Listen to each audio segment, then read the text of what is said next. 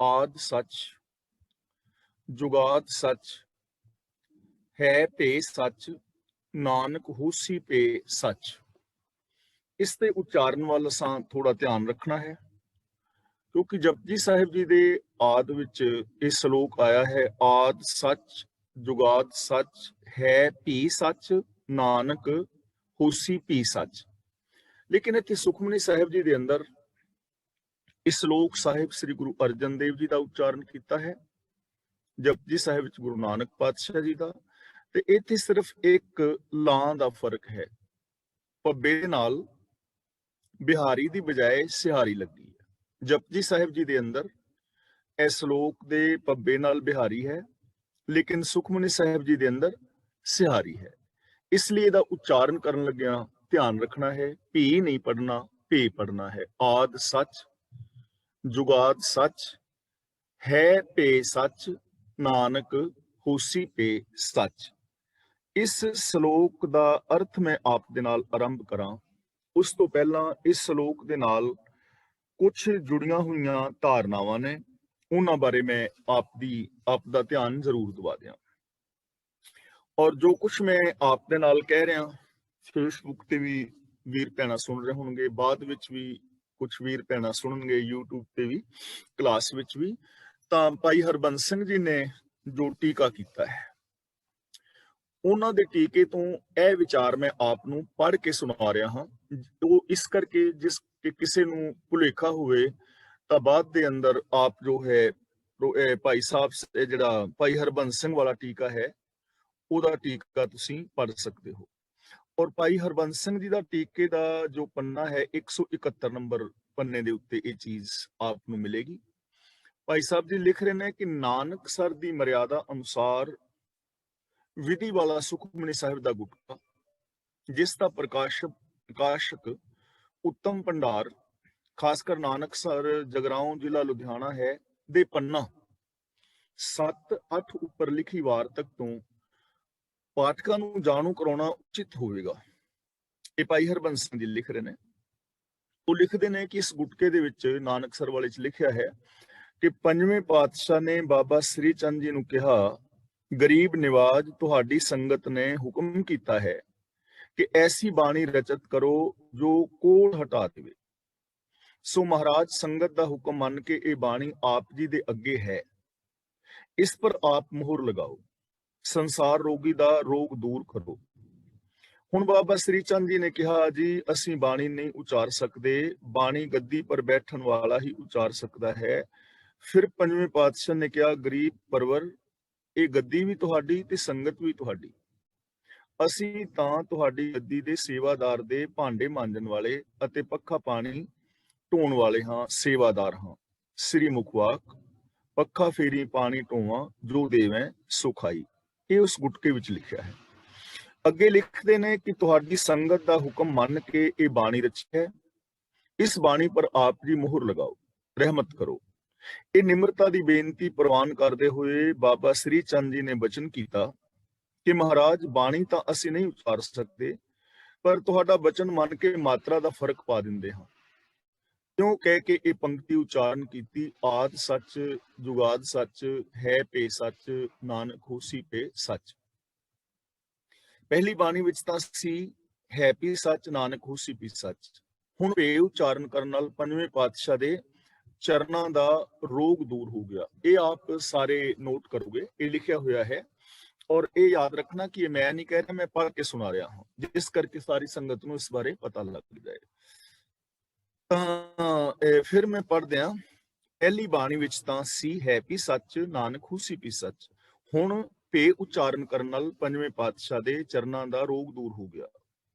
हजूर निम्रता सहित आग्या लैके वापस सिर्फ अमृतसर साहिब पहुंच बाकी 8 सलोक उच्चारण करके सुखमनी साहिब संपूर्ण की। उपरोक्त गुटके की भूमिका विच इस तरह दीयां कच्चियां पिल्लियां साखियां जो गुरबाणी की कसवट्टी ते पूरी नहीं उतरदियां नूं आधार बना के ये दर्शाया है कि गुरु अंगद देव जी तो लैके गुरु अर्जन देव जी तक दे पैरां नूं कोढ़ दा रोग होया। इस रोग की निवृत्ति का दाता बाबा श्री चंद जी नूं दर्शाया और वड्याया गया है। ਹੁਣ ਅੱਗੇ ਲਿਖਦੇ ਨੇ ਸਮਾਧਾਨ ਭਾਈ ਹਰਬੰਸ ਸਿੰਘ ਜੀ। ਇਸ ਸੱਚਾਈ ਤੋਂ ਸਾਰਾ ਸੰਸਾਰ ਜਾਣੂ ਹੈ ਕਿ ਆਦ ਸੱਚ ਜੁਗਾਦ ਸੱਚ ਹੈ ਵੀ ਸੱਚ ਨਾਨਕ ਹੋਸੀ ਵੀ ਸੱਚ ਵਾਲਾ ਸ਼ਲੋਕ ਜੋ ਜਪ ਬਾਣੀ ਦੇ ਮੋਢ ਵਿੱਚ ਅੰਕਿਤ ਹੈ, ਸ੍ਰੀ ਗੁਰੂ ਨਾਨਕ ਦੇਵ ਜੀ ਦਾ ਰਚਿਤ ਹੈ ਅਤੇ ਇਸੇ ਸ਼ਲੋਕ ਨੂੰ ਸ੍ਰੀ ਗੁਰੂ ਅਰਜਨ ਦੇਵ ਜੀ ਨੇ ਕੇਵਲ ਭੀ ਦੀ ਥਾਂ ਭੇ ਦੇ ਫਰਕ ਨਾਲ ਸੁਖਮਨੀ ਸਾਹਿਬ ਜੀ ਦੀ 17ਵੀਂ ਅਸ਼ਟਪਦੀ ਦੇ ਨਾਲ ਆਪ ਜੋੜਿਆ ਹੈ। ਇਹ ਭੇਦ ਬਰਾਬਰੀ ਦੇ ਪੱਖੋਂ ਨਹੀਂ, ਕਾਵ ਕਲਾ ਅਤੇ ਰਾਗ ਦੇ ਪੱਖੋਂ ਹੈ। ਜਿਵੇਂ ਜਪ ਬਾਣੀ ਦਾ ਅੰਤਲਾ ਸ਼ਲੋਕ ਪਵਨ ਗੁਰੂ ਪਾਣੀ ਪਿਤਾ ਜੋ ਸ੍ਰੀ ਗੁਰੂ ਨਾਨਕ ਦੇਵ ਜੀ ਦਾ ਰਚਿਤ ਹੈ, ਪਰ ਮਾਝ ਰਾਗ ਦੀ ਵਾਰ ਵਿੱਚ ਇਹੋ ਸ਼ਲੋਕ ਮਹਿਲਾ ਦੂਜਾ ਸਾਹਿਬ ਸ੍ਰੀ ਗੁਰੂ ਅੰਗਦ ਦੇਵ ਜੀ ਮਹਿਲਾ ਦੂਜਾ ਦੀ ਛਾਪ ਦੇ ਨਾਲ ਕੁਝ ਸ਼ਬਦਾਂ ਸਰੂਪਾਂ ਦੇ ਭੇਦ ਨਾਲ ਦਰਜ ਹੈ। ਇਸ ਤਰ੍ਹਾਂ ਦੇ ਕਈ ਹੋਰ ਸ਼ਲੋਕ ਤੇ ਸ਼ਬਦ ਜਿਨ੍ਹਾਂ ਨੂੰ ਸੰਪਾਦਨਾ ਦੇ ਦ੍ਰਿਸ਼ਟੀਕੋਣ ਤੋਂ ਸ੍ਰੀ ਗੁਰੂ ਅਰਜਨ ਦੇਵ ਜੀ ਨੇ ਆਪ ਪ੍ਰਵਾਨਿਆ ਹੈ।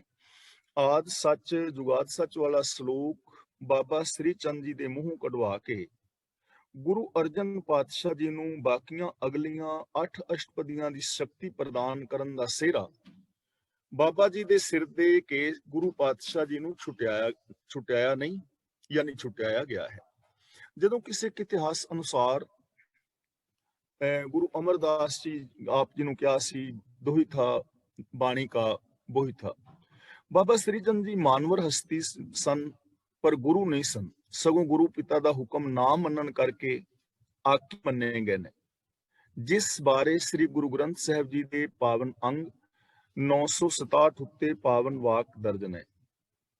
ਪੁੱਤਰੀ ਕੋਲ ਨਾ ਪਾਲਿਓ ਕਰ ਪੀਰੋਂ ਕੰਨ ਮੁਰਟੀਐ ਦਿਲ ਖੋਟੈ ਆਕੀ ਫਿਰਨ ਬਨ ਭਾਰ ਉਚਾਈਨ ਛੱਟੀਐ, ਜਿਸ ਦਾ ਅਰਥ ਭਾਈ ਸਾਹਿਬ ਜੀ ਥੱਲੇ ਲਿਖ ਰਹੇ ਨੇ। ਪੁੱਤਰਾਂ ਬ੍ਰੈਕਟ ਵਿੱਚ ਲਿਖਦੇ ਨੇ ਸ੍ਰੀ ਚੰਦ ਤੇ ਲਖਮੀ ਚੰਦ ਨੇ ਪਿਤਾ ਗੁਰੂ ਦਾ ਬਚਨ ਨਹੀਂ ਮੰਨਿਆ। ਗੁਰੂ ਅੰਗਦ ਦੇਵ ਜੀ ਨੂੰ ਗੁਰੂ ਮੰਨਣ ਵੱਲੋਂ ਕੰਨ ਯਾਨੀ ਪਾਸਾ ਮੋੜ ਲਿਆ। ਖੋਟਾ ਦਿਲ ਹੋਣ ਕਰਕੇ ਆਕੀ ਹੋਏ ਫਿਰਦੇ ਹਨ, ਮਨੋਂ ਹੰਕਾਰ ਦੀ ਛੱਟ ਦਾ ਭਾਰ ਬੰਨ ਕੇ ਸਿਰ ਤੇ ਚੁੱਕੀ ਫਿਰਦੇ ਨੇ। ਭਾਈ ਸਾਹਿਬ ਹੁਣ ਥੱਲੇ ਲਿਖਦੇ ਨੇ ਸਾਰੀ ਵਿਚਾਰ ਦਾ ਤੱਤ ਇਹ ਹੈ ਕਿ ਧੁਰਕੀ ਬਾਣੀ ਆਈ ਵਿੱਚ ਭਾਵੇਂ ਬਾਬਾ ਸ੍ਰੀ ਚੰਦ ਜੀ ਹੋਣ ਜਾਂ ਕੋਈ ਹੋਰ ਵਿਅਕਤੀ ਹੋਵੇ, ਗੁਰਬਾਣੀ ਦੇ ਕਿਸੇ ਅੱਖਰ ਨੂੰ ਬਦਲਣ ਵਾਲੀ ਗੱਲ ਉੱਕੀ ਹੀ ਨਿਰਮੂਲ ਹੈ। ਇਹ ਗੱਲ ਆਖਣੀ ਕਿ ਗੁਰੂ ਸਾਹਿਬ 16ਵੇਂ ਅਸ਼ਟਪਦੀ ਦੇ ਸ਼ਲੋਕ ਤੇ ਆ ਕੇ ਅਟਕ ਗਏ ਤੇ ਬਾਬਾ ਸ੍ਰੀ ਚੰਦ ਜੀ ਦੀ ਸ਼ਕਤੀ ਦੇ ਨਾਲ ਬਾਕੀ ਦੀਆਂ 8 ਅਸ਼ਟਪਦੀਆਂ ਉਚਾਰੀਆਂ, ਇਹ ਬਿਲਕੁਲ ਮਨਮਤ ਹੈ। ਤਾਂ ਇਸ ਸ਼ਲੋਕ ਤੇ ਅਸ਼ਟਪਦੀ ਵਿੱਚ ਵਿਦਮਾਨ ਗੁਰਮਤ ਵਿਚਾਰਧਾਰਾ ਦੇ ਆਓ ਦਰਸ਼ਨ ਕਰੀਏ। ਪੰਚਮ ਸਤਿਗੁਰੂ ਜੀ ਨੇ 15ਵੀਂ ਅਸ਼ਟਪਦੀ ਵਿੱਚ ਪ੍ਰਭੂ ਦੇ ਸਰਬ ਕਲਾ ਸਮਰੱਥ ਹੋਣ ਦੀ ਗੱਲ ਆਖੀ। 16ਵੀਂ ਵਿੱਚ ਪ੍ਰਭੂ ਨੂੰ 3 ਗੁਣਾ ਤੋਂ ਉੱਪਰ ਦੱਸਿਆ ਤੇ ਹੁਣ 17ਵੀਂ ਅਸ਼ਟਪਦੀ ਵਿੱਚ ਆਪ ਪ੍ਰਭੂ ਨੂੰ ਆਦ ਸੱਚ ਜੁਗਾਦ ਸੱਚ ਕਹਿ ਰਹੇ ਹਨ ਅਤੇ ਉਹ ਅੱਗੋਂ ਵੀ ਸੱਚ ਹੀ ਰਹੇਗਾ। ਦਰਅਸਲ ਸਿਧਾਂਤ ਦੀ ਮਹੱਤਤਾ ਦਾ ਉਦੋਂ ਪਤਾ ਲੱਗਦਾ ਹੈ ਜਦੋਂ ਅਸੀਂ ਸਮਕਾਲੀ ਭਾਰਤੀ ਧਰਮ ਚਿੰਤਕਾਂ ਦੇ ਵਿਚਾਰਾਂ ਨੂੰ ਬਾਣੀ ਦੇ ਨਾਲ ਤੋਲਦੇ ਹਾਂ। ਜਦੋਂ ਪ੍ਰਭੂ ਸਰਗੁਣ ਸਰੂਪ ਦੁਆਰਾ ਹੋਂਦ ਵਿੱਚ ਆਇਆ, ਉਦੋਂ ਤੋਂ ਹੀ ਸਮਾਂ ਜਾਂ ਕਾਲ ਵੀ ਨਾਲ ਹੋਂਦ ਵਿੱਚ ਆ ਗਿਆ। ਤਾਂ ਮੈਂ ਇਸ ਤੋਂ ਜ਼ਿਆਦਾ ਅੱਗੇ ਨਾ ਜਾਂਦਾ ਹੋਇਆ ਆਪ ਦੇ ਨਾਲ ਇੰਨੀ ਵਿਚਾਰ ਕਰਨੀ ਚਾਹਾਂਗਾ ਕਿ ਇਹ ਜੋ ਸਾਖੀ ਬਾਬਾ ਸ੍ਰੀ ਚੰਦ ਜੀ ਵਾਲੀ ਜੋੜੀ ਗਈ ਹੈ ਇਸ ਸ਼ਲੋਕ ਨਾਲ, ਉਹ ਬਿਲਕੁਲ ਨਿਰਮੂਲ ਹੈ ਕਿ ਗੁਰੂ ਅਰਜਨ ਦੇਵ ਜੀ ਨੂੰ ਬਾਣੀ ਉਤਰਨੀ ਬੰਦ ਹੋ ਗਈ। ਉਹਨਾਂ ਨੇ ਫਿਰ ਬਾਬਾ ਸ੍ਰੀ ਚੰਦ ਜੀ ਨੂੰ ਬੇਨਤੀ ਕੀਤੀ ਤੇ ਉਹਨਾਂ ਨੇ ਸ਼ਲੋਕ ਉਚਾਰਿਆ ਤੇ ਬਾਕੀ ਬਾਣੀ ਤਾਂ ਉਚਾਰਨ ਕੀਤੀ। ਇਹ ਸਾਖੀ ਜਿਹੜੀ ਹੈ ਇਹੋ ਜਿਹੀਆਂ ਕਹਾਣੀਆਂ ਜੋੜੀਆਂ ਗਈਆਂ ਨੇ ਜੋ ਕਿ ਬਿਲਕੁਲ ਨਿਰਮੂਲ ਨੇ, ਔਰ ਇਹ ਆਪ ਭਾਈ ਹਰਬੰਸ ਸਿੰਘ ਜੀ ਦੇ ਟੀਕੇ ਦੇ ਵਿੱਚੋਂ ਵੀ ਪੜ੍ਹ ਸਕਦੇ ਹੋ, ਹੋਰ ਇਤਿਹਾਸ ਦੇ ਵਿੱਚੋਂ ਵੀ ਪੜ੍ਹ ਸਕਦੇ ਹੋ। ਤੇ ਐਸੀਆਂ ਜਿਹੜੀਆਂ ਸਾਖੀਆਂ ਨੇ ਉਹ ਪ੍ਰਵਾਨ ਕਰਨ ਯੋਗ ਨਹੀਂ ਹਨ। ਜਿਵੇਂ ਬਾਕੀ ਦੀ ਬਾਣੀ ਗੁਰੂ ਸਾਹਿਬ ਜੀ ਨੇ ਉਚਾਰਨ ਕੀਤੀ ਹੈ, ਉਸੇ ਤਰ੍ਹਾਂ ਹੀ ਇਹ ਸਾਰੀ ਬਾਣੀ ਗੁਰੂ ਜੀ ਨੇ ਉਚਾਰਨ ਕੀਤੀ ਹੈ। ਤਾਂ ਆਓ ਆਪਾਂ ਇਸ ਸ਼ਲੋਕ ਦੇ ਅਰਥ ਦੇ ਨਾਲ ਜੁੜਨ ਦਾ ਯਤਨ ਕਰੀਏ। ਆਦ ਸੱਚ, ਆਦ ਦਾ ਮਤਲਬ ਆਦ ਵਿੱਚ, ਮਤਲਬ ਸ਼ੁਰੂ ਤੋਂ, ਜਗਤ ਰਚਨਾ ਤੋਂ ਪਹਿਲਾਂ ਵੀ ਪ੍ਰਭੂ ਹੋਂਦ ਵਾਲਾ ਸੀ। ਜੁਗਾਦ ਸੱਚ, ਜੁਗਾਦ ਦਾ ਮਤਲਬ ਯੁਗ ਪਲੱਸ ਆਦ, ਜਦੋਂ ਯੁਗ ਸ਼ੁਰੂ ਹੋਏ ਯਾਨੀ ਸਮਾਂ ਹੋਂਦ ਵਿੱਚ ਆਇਆ। ਯੁਗ ਦਾ ਮਤਲਬ ਸਮਾਂ, ਜਦੋਂ ਸਮਾਂ ਹੋਂਦ ਵਿੱਚ ਆਇਆ ਯਾਨੀ ਪਿਛਲੇ ਸਮੇਂ ਵਿੱਚ ਵੀ ਪ੍ਰਭੂ ਸੱਚ ਸੀ, ਮੌਜੂਦ ਸੀ। ਹੈ ਭੇ ਸੱਚ, ਹੁਣ ਇਸ ਵੇਲੇ ਵੀ ਮੌਜੂਦ ਹੈ। ਨਾਨਕ, ਇੱਥੇ ਥੋੜਾ ਜਿਹਾ ਰੁਕਣਾ ਹੈ। ਨਾਨਕ ਹੋਸੀ ਪੇ ਸੱਚ, ਆਉਣ ਵਾਲੇ ਸਮੇਂ ਵਿੱਚ ਵੀ ਸੱਚ ਹੋਏਗਾ, ਯਾਨੀ ਕਾਇਮ ਰਹੇਗਾ। ਇਹ ਜਗਤ ਹੋਂਦ ਵਿੱਚ ਨਹੀਂ ਸੀ ਤਾਂ ਵੀ ਉਹ ਸੀ, ਜਗਤ ਹੋਂਦ ਵਿੱਚ ਆਇਆ ਉਦੋਂ ਵੀ ਸੀ, ਹੁਣ ਵੀ ਹੈ, ਆਉਣ ਵਾਲੇ ਸਮੇਂ ਦੇ ਅੰਦਰ ਵੀ ਰਹੇਗਾ, ਕਿਉਂਕਿ ਉਹ ਪ੍ਰਭੂ ਅਬਿਨਾਸ਼ੀ ਹੈ। ਔਰ ਇੱਕ ਓੰਕਾਰ ਦਾ ਭਾਵ ਹੀ ਇਹ ਹੈ ਕਿ ਉਹ ਲਗਾਤਾਰ ਕੰਟੀਨਿਊ ਹੈ। ਹੁਣ ਅੱਗੇ ਅਸ਼ਟਪਦੀ, ਚਰਨ ਸਤ, ਸਤ ਪਰਸਨਹਾਰ। ਪ੍ਰਭੂ ਦੇ ਚਰਨ ਸਦਾ ਥਿਰ ਨੇ, ਸੱਚੇ ਨੇ। ਸਤ ਪਰਸਨਹਾਰ, ਤੇ ਉਹਨਾਂ ਚਰਨਾਂ ਨੂੰ ਛੂਹਣ ਵਾਲੇ, ਪਰਸਨ ਵਾਲੇ ਵੀ ਅਟਲ ਹੋ ਜਾਂਦੇ ਨੇ, ਸੱਚੇ ਹੋ ਜਾਂਦੇ ਨੇ। ਉਹਨਾਂ ਦੀ ਵੀ ਇਹ ਆਤਮਕ ਮੌਤ ਨਹੀਂ ਹੁੰਦੀ। ਹੁਣ ਪ੍ਰਭੂ ਦੇ ਚਰਨ ਕੀ ਨੇ, ਇਹਦੇ ਬਾਰੇ ਅਸੀਂ ਪਿੱਛੇ ਵਿਚਾਰਾਂ ਕਰ ਚੁੱਕੇ ਹਾਂ। ਔਰ ਸੋਹਿਲਾ ਸਾਹਿਬ ਜੀ ਦੀ ਪਾਵਨ ਬਾਣੀ ਦੇ ਵਿੱਚ ਅਸੀਂ ਰੋਜ਼ ਪੜ੍ਹਦੇ ਹਾਂ, ਸਹਿਸ ਤਵ ਨੈਣ, ਨਨ ਨੈਣ ਹੈ ਤੋਹਿ ਕੋ, ਸਹਿਸ ਮੂਰਤ ਨਨਾ ਏਕ ਤੋਹੀ, ਸਹਿਸ ਪਦ ਬਿਮਲ ਨਨ ਏਕ ਪਦ, ਗੰਧ ਬਿਨ ਸਹਿਸ ਤਵ ਗੰਧ, ਇਵ ਚਲਤ ਮੋਹੀ। ਯਾਨੀ ਇਹ ਸਾਰਾ ਦਿਸਦਾ ਸੰਸਾਰ ਰੱਬ ਦਾ ਹੀ ਰੂਪ ਹੈ। ਤਾਂ ਰੱਬ ਦੇ ਚਰਨ ਦਾ ਮਤਲਬ ਜੋ ਰੱਬ ਦੇ ਗੁਣ ਨੇ, ਜੋ ਰੱਬ ਦਾ ਹੁਕਮ ਕਹੋ ਜਾਂ ਰੱਬੀ ਗੁਣ ਕਹੋ, ਤੇ ਉਹ ਸदैव ਨੇ, ਸੱਚੇ ਨੇ। ਤੇ ਜਿਹੜੇ ਉਹਨਾਂ ਨੂੰ ਪਰਸਨ ਵਾਲੇ ਨੇ ਉਹ ਵੀ ਸੱਚੇ ਹੋ ਜਾਂਦੇ ਨੇ। ਹੁਣ ਗੁਣਾਂ ਨੂੰ ਕਿੰਨੇ ਪਰਸਨ ਹੈ? ਗੁਣਾਂ ਨੂੰ ਹੱਥਾਂ ਨਾਲ ਟੱਚ ਨਹੀਂ ਕੀਤਾ ਜਾ ਸਕਦਾ। ਗੁਣਾਂ ਨੂੰ ਪਰਸਨ ਹੈ ਸਾਡੀ ਸੁਰਤ ਨੇ, ਸਾਡੇ ਹਿਰਦੇ ਦੇ ਅੰਦਰ ਵਸਣਾ ਹੈ। ਤਾਂ ਪ੍ਰਭੂ ਦੇ ਗੁਣ ਅਟਲ ਨੇ, ਸदैव ਨੇ, ਸੱਚੇ ਨੇ। ਔਰ ਜਿਹੜੇ ਪ੍ਰਭੂ ਦੇ ਗੁਣਾਂ ਦੇ ਧਾਰਨੀ ਹੁੰਦੇ ਨੇ ਉਹ ਵੀ ਇਨਸਾਨ ਸੱਚੇ ਨੇ। ਅਸੀਂ ਕਹਿ ਸਕਦੇ ਹਾਂ ਰੱਬ ਦਾ ਹੁਕਮ ਸੱਚਾ ਹੈ, ਔਰ ਰੱਬ ਦੇ ਹੁਕਮ ਵਿੱਚ ਤੁਰਨ ਵਾਲੇ ਇਨਸਾਨ ਵੀ ਸੱਚ ਦਾ ਰੂਪ ਹੋ ਜਾਂਦੇ ਨੇ। ਪੂਜਾ ਸਤ, ਸਤ ਸੇਵਦਾਰ। ਇੱਥੇ ਪੂਜਾ ਦਾ ਮਤਲਬ ਹੈ ਰੱਬ ਦੇ ਹੁਕਮ ਵਿੱਚ ਤੁਰਨਾ। ਜਿਹੜੀ ਪੂਜਾ ਕਰਨੀ ਹੈ ਨਾ ਫੁੱਲਾਂ ਦੇ ਨਾਲ, ਜਾਂ ਜਿਹੜੀਆਂ ਪੱਤੀਆਂ ਰੱਖਣੀਆਂ, ਧੂਫਾਂ ਦਿਖਾਉਣੀਆਂ, ਕਿਸੇ ਮੂਰਤੀ ਨੂੰ ਮੰਨ ਕੇ ਪੂਜਾ ਕਰਨੀ, ਇੱਥੇ ਉਸ ਪੂਜਾ ਦੀ ਗੱਲ ਨਹੀਂ ਹੈ। ਯਾਨੀ ਪੂਜਾ ਦਾ ਮਤਲਬ ਰੱਬੀ ਹੁਕਮ ਦੇ ਅੰਦਰ ਤੁਰਨਾ, ਰੱਬ ਦੀ ਪੂਜਾ, ਰੱਬੀ ਹੁਕਮ ਵਿੱਚ ਤੁਰਨਾ ਇੱਕ ਅਟਲ ਸੱਚਾਈ ਹੈ। ਤੇ ਸੱਤ ਸੇਵਾਦਾਰ, ਜੋ ਸੇਵਾਦਾਰ ਨੇ, ਭਾਵ ਰੱਬੀ ਰਜਾ ਦੇ ਵਿੱਚ ਤੁਰਨ ਵਾਲੇ ਨੇ, ਉਹ ਵੀ ਸੱਚੇ ਨੇ। ਉਹਨਾਂ ਦੀ ਜ਼ਿੰਦਗੀ ਵੀ ਸੱਚੀ ਸੁੱਚੀ ਹੈ, ਉਹ ਆਤਮਕ ਮੌਤੇ ਨਹੀਂ ਮਰਦੇ। ਕਿਉਂਕਿ ਸੱਚ ਦੇ ਨਾਲ ਜੋ ਜੁੜੇਗਾ, ਜੋ ਸੱਚ ਨੂੰ ਆਪਣੇ ਹਿਰਦੇ ਵਿੱਚ ਵਸਾਏਗਾ, ਉਹ ਇਨਸਾਨ ਸੱਚਾ ਹੋ ਜਾਏਗਾ। ਜੋ ਮਨ ਬਚਨ ਕਰਮ ਕਰਕੇ ਸੱਚ ਦਾ ਧਾਰ ਨਹੀਂ ਹੈ, ਉਹਦੇ ਅੰਦਰ ਝੂਠ, ਫਰੇਬ, ਈਰਖਾ, ਦਵੇਸ਼ ਰਹੇਗੀ ਨਹੀਂ। ਇਸ ਲਈ ਉਹ ਇਨਸਾਨ ਵੀ ਸੱਚੇ ਸੁੱਚੇ ਨੇ। ਦਰਸ਼ਨ ਸਤ, ਸਤ ਪੇਖਨਹਾਰ। ਪ੍ਰਭੂ ਦਾ ਦੀਦਾਰ ਸਤ ਇੱਕ ਮਹਾਨ ਕਰਮ ਹੈ। ਤੇ ਦੀਦਾਰ ਪਰਸਨ ਵਾਲੇ ਵੀ ਮਰਨ ਤੋਂ ਰਹਿਤ ਹੋ ਜਾਂਦੇ ਨੇ। ਸਤ ਦਾ ਮਤਲਬ ਉਹ ਸदैव ਨੇ, ਉਹਨਾਂ ਦੀ ਕਦੇ ਆਤਮਕ ਮੌਤ ਨਹੀਂ ਹੁੰਦੀ। ਹੁਣ ਰੱਬ ਦਾ ਦਰਸ਼ਨ ਕੀ ਹੈ? ਰੱਬ ਦਾ ਦਰਸ਼ਨ, ਦਰਸ਼ਨ ਸ਼ਬਦ ਜਦੋਂ ਤੁਸੀਂ ਪੜੋਗੇ ਤਾਂ ਇਹਦੇ ਕਈ ਸਾਰੇ ਅਰਥ ਨਿਕਲਣਗੇ। ਦਰਸ਼ਨ ਨੂੰ ਤਿੰਨਾਂ ਚਾਰਾਂ ਭਾਗਾਂ ਦੇ ਵਿੱਚ ਵੰਡਿਆ ਹੈ ਵਿਦਵਾਨ ਲੋਕਾਂ ਨੇ। ਜਿਵੇਂ ਸਰਵਨ ਦਰਸ਼ਨ ਹੈ, ਤੇ ਕੰਨਾਂ ਦੇ ਨਾਲ ਆਪਣੇ ਇਸ਼ਟ ਦੇਵ ਦੀ ਸਿਫਤ ਸੁਣਨੀ, ਇਹਨੂੰ ਸਰਵਨ ਦਰਸ਼ਨ ਕਹਿ ਦਿੰਦੇ ਨੇ। ਨੇਤਰ ਦਰਸ਼ਨ ਹੈ ਕਿ ਸਾਹਮਣੇ ਪ੍ਰਤੱਖ ਮੂਰਤ ਦਰਸ਼ਨ, ਜਿਵੇਂ ਆਪਣੇ ਜੋ ਇਸ਼ਟ ਨੇ ਉਹਨਾਂ ਦੀ ਮੂਰਤ ਦੇ ਲੋਕ ਦਰਸ਼ਨ ਕਰਦੇ ਨੇ ਤਸਵੀਰ ਬਣਾ ਕੇ। ਲੇਕਿਨ ਇੱਥੇ ਦਰਸ਼ਨ ਦਾ ਮਤਲਬ ਰੱਬ ਦੀ ਰਜਾ ਭਾਣੇ ਦੇ ਵਿੱਚ ਤੁਰਨਾ ਹੈ, ਇਸ ਰਚਨਾ ਨੂੰ ਰੱਬੀ ਰੂਪ ਦੇ ਵਿੱਚ ਵੇਖਣਾ ਹੈ। ਦਰਸ਼ਨ ਦਾ ਮਤਲਬ ਫਿਲਾਸਫੀ ਵੀ ਹੈ, ਜਿਵੇਂ 6 ਘਰ 6 ਗੁਰ 6 ਉਪਦੇਸ਼। ਦਰਸ਼ਨ ਦਾ ਮਤਲਬ ਦਰਸ਼ਨ ਸ਼ਾਸਤਰ, ਫਿਲਾਸਫੀ, ਵਿਚਾਰਧਾਰਾ। ਤਾਂ ਜੋ ਰੱਬੀ ਗੁਣ ਨੇ ਉਹਨਾਂ ਦੇ ਦਰਸ਼ਨ ਕਰਨੇ, ਉਹ ਇੱਕ ਸੱਚਾਈ ਹੈ, ਕਿਉਂਕਿ ਰੱਬੀ ਗੁਣ ਸੱਚ ਨੇ। ਤੇ ਜਿਹੜੇ ਪੇਖਨਹਾਰ ਉਹਨੂੰ ਵੇਖਦੇ ਨੇ, ਉਹਦੇ ਦਰਸ਼ਨ ਆਪਣੇ ਅੰਦਰੋਂ ਕਰਦੇ ਨੇ, ਉਹ ਇਨਸਾਨ ਵੀ ਸੱਚੇ ਨੇ। ਸੱਚ ਦੇ ਦਰਸ਼ਨ ਆਪਣੇ ਅੰਦਰੋਂ ਕਰਨੇ ਨੇ, ਗੁਣਾਂ ਦੇ ਦਰਸ਼ਨ ਆਪਣੇ ਅੰਦਰੋਂ ਕਰਨੇ ਨੇ, ਗੁਣਾਂ ਦੇ ਦਰਸ਼ਨ ਦੂਜਿਆਂ ਵਿੱਚ ਵੀ ਕਰਨੇ ਨੇ। ਕਈਆਂ ਲੋਕਾਂ ਦੇ ਵਿੱਚ ਗੁਣ ਨਹੀਂ ਹਨ, ਯਾਨੀ ਉਹ ਗੁਣਾਂ ਵਾਲੀ ਜ਼ਿੰਦਗੀ ਨਹੀਂ ਬਿਤਾ ਰਹੇ, ਪਰ ਉਹਨਾਂ ਦੇ ਅੰਦਰ ਗੁਣ ਮੌਜੂਦ ਨੇ। ਇਹ ਪੱਕੀ ਗੱਲ ਹੈ, ਗੁਣ ਉਹਨਾਂ ਦੇ ਅੰਦਰ ਵੀ ਹੈ ਨੇ। ਇਹ ਗੱਲ ਵੱਖਰੀ ਹੈ ਕਿ ਉਹਨਾਂ ਗੁਣਾਂ ਦੀ ਵਰਤੋਂ ਨਹੀਂ ਕਰਦੇ। ਸੱਚਾਈ ਸਾਡੇ ਸਾਰਿਆਂ ਦੇ ਅੰਦਰ ਹੈ, ਸਾਨੂੰ ਪਤਾ ਹੈ, ਪਰ ਅਸੀਂ ਸੱਚ ਨਹੀਂ ਬੋਲਦੇ, ਇਹ ਸਾਡੀ ਪ੍ਰੋਬਲਮ ਹੈ, ਇੱਕ ਵੱਖਰਾ ਟੌਪਿਕ ਹੈ। ਦਇਆ ਸਾਡੇ ਸਾਰਿਆਂ ਦੇ ਅੰਦਰ ਹੈ, ਅਸੀਂ ਕਰ ਸਕਦੇ ਹਾਂ, ਪਰ ਅਸੀਂ ਦਇਆ ਦੀ ਵਰਤੋਂ ਨਹੀਂ ਕਰਦੇ। ਪ੍ਰੇਮ ਸਾਡੇ ਸਾਰਿਆਂ ਦੇ ਅੰਦਰ ਹੈ, ਅਸੀਂ ਸਾਰੀ ਜ਼ਿੰਦਗੀ ਪ੍ਰੇਮ ਦੇ ਨਾਲ ਰਹਿ ਸਕਦੇ ਹਾਂ। ਜਿਵੇਂ ਆ ਕਲਾਸ ਦੇ ਵਿੱਚ ਅਸੀਂ ਇੱਕ ਦੂਜੇ ਨਾਲ ਵਿਚਾਰ ਕਰਦੇ ਹਾਂ, ਪ੍ਰੇਮ ਨਾਲ ਬੋਲਦੇ ਹਾਂ ਨਾ, ਜਾਂ ਹੁਣ ਪ੍ਰੇਮ ਨਾਲ ਬੈਠੇ ਹਾਂ। ਜੇ ਅਸੀਂ ਘੰਟਾ 2 ਘੰਟੇ ਪ੍ਰੇਮ ਨਾਲ ਰਹਿ ਸਕਦੇ ਹਾਂ, ਤਾਂ ਮਤਲਬ ਸਾਰੀ ਜ਼ਿੰਦਗੀ ਵੀ ਰਹਿ ਸਕਦੇ ਹਾਂ। ਪ੍ਰੇਮ ਅੰਦਰ ਹੈ, ਪਰ ਸਾਨੂੰ ਕੋਈ ਮਾੜੀ ਜੀ ਗੱਲ ਕਹਿ ਦੇਵੇ, ਨਾਲ ਦੇ ਨਾਲ ਅਸੀਂ ਲੋਹੇ ਲਾਖੇ ਹੋ ਜਾਂਦੇ ਹਾਂ, ਉਦੋਂ ਅਸੀਂ ਪ੍ਰੇਮ ਦੀ ਵਰਤੋਂ ਛੱਡ ਦਿੰਦੇ ਹਾਂ। ਤਾਂ ਪ੍ਰਭੂ ਦਾ ਦੀਦਾਰ ਇੱਕ ਸਤ ਕਰਮ ਹੈ, ਤੇ ਦੀਦਾਰ ਕਰਨ ਵਾਲੇ ਵੀ ਸੱਚੇ ਸੁੱਚੇ ਇਨਸਾਨ ਨੇ, ਆਤਮਕ ਮੌਤ ਤੋਂ ਬਚੇ ਨੇ। ਨਾਮ ਸਤ ਧਿਆਵਨਹਾਰ। ਨਾਮ ਦਾ ਮਤਲਬ ਪ੍ਰਭੂ ਦਾ ਹੁਕਮ। ਰੱਬ ਦਾ ਜੋ ਹੁਕਮ ਹੈ ਉਹ ਸੱਚ ਹੈ, ਉਕਾਈ ਤੋਂ ਰਹਿਤ ਹੈ। ਰੱਬ ਦੇ ਹੁਕਮ ਦੇ ਅੰਦਰ ਕੋਈ ਵੀ ਉਕਾਈ ਨਹੀਂ ਹੈ। ਜੋ ਲਾ ਆਫ ਨੇਚਰ ਹੈ, ਕੁਦਰਤ ਦੇ ਨਿਯਮ ਨੇ, ਸਾਰਾ ਸੰਸਾਰ ਨਿਯਮਾਵਲੀ ਦੇ ਅੰਦਰ ਕੰਮ ਕਰ ਰਿਹਾ ਹੈ, ਉਹ ਇੱਕ ਅਟਲ ਸੱਚਾਈ ਹੈ, ਉਕਾਈ ਤੋਂ ਰਹਿਤ ਨੇ। ਸਤ ਧਿਆਵਨਹਾਰ। ਧਿਆਵਨਹਾਰ ਦਾ ਮਤਲਬ ਜੋ ਧਿਆਨ ਧਰਦਾ ਹੈ, ਜੋ ਆਪਣੇ ਧਿਆਨ ਵਿੱਚ ਵਸਾਉਂਦਾ ਹੈ,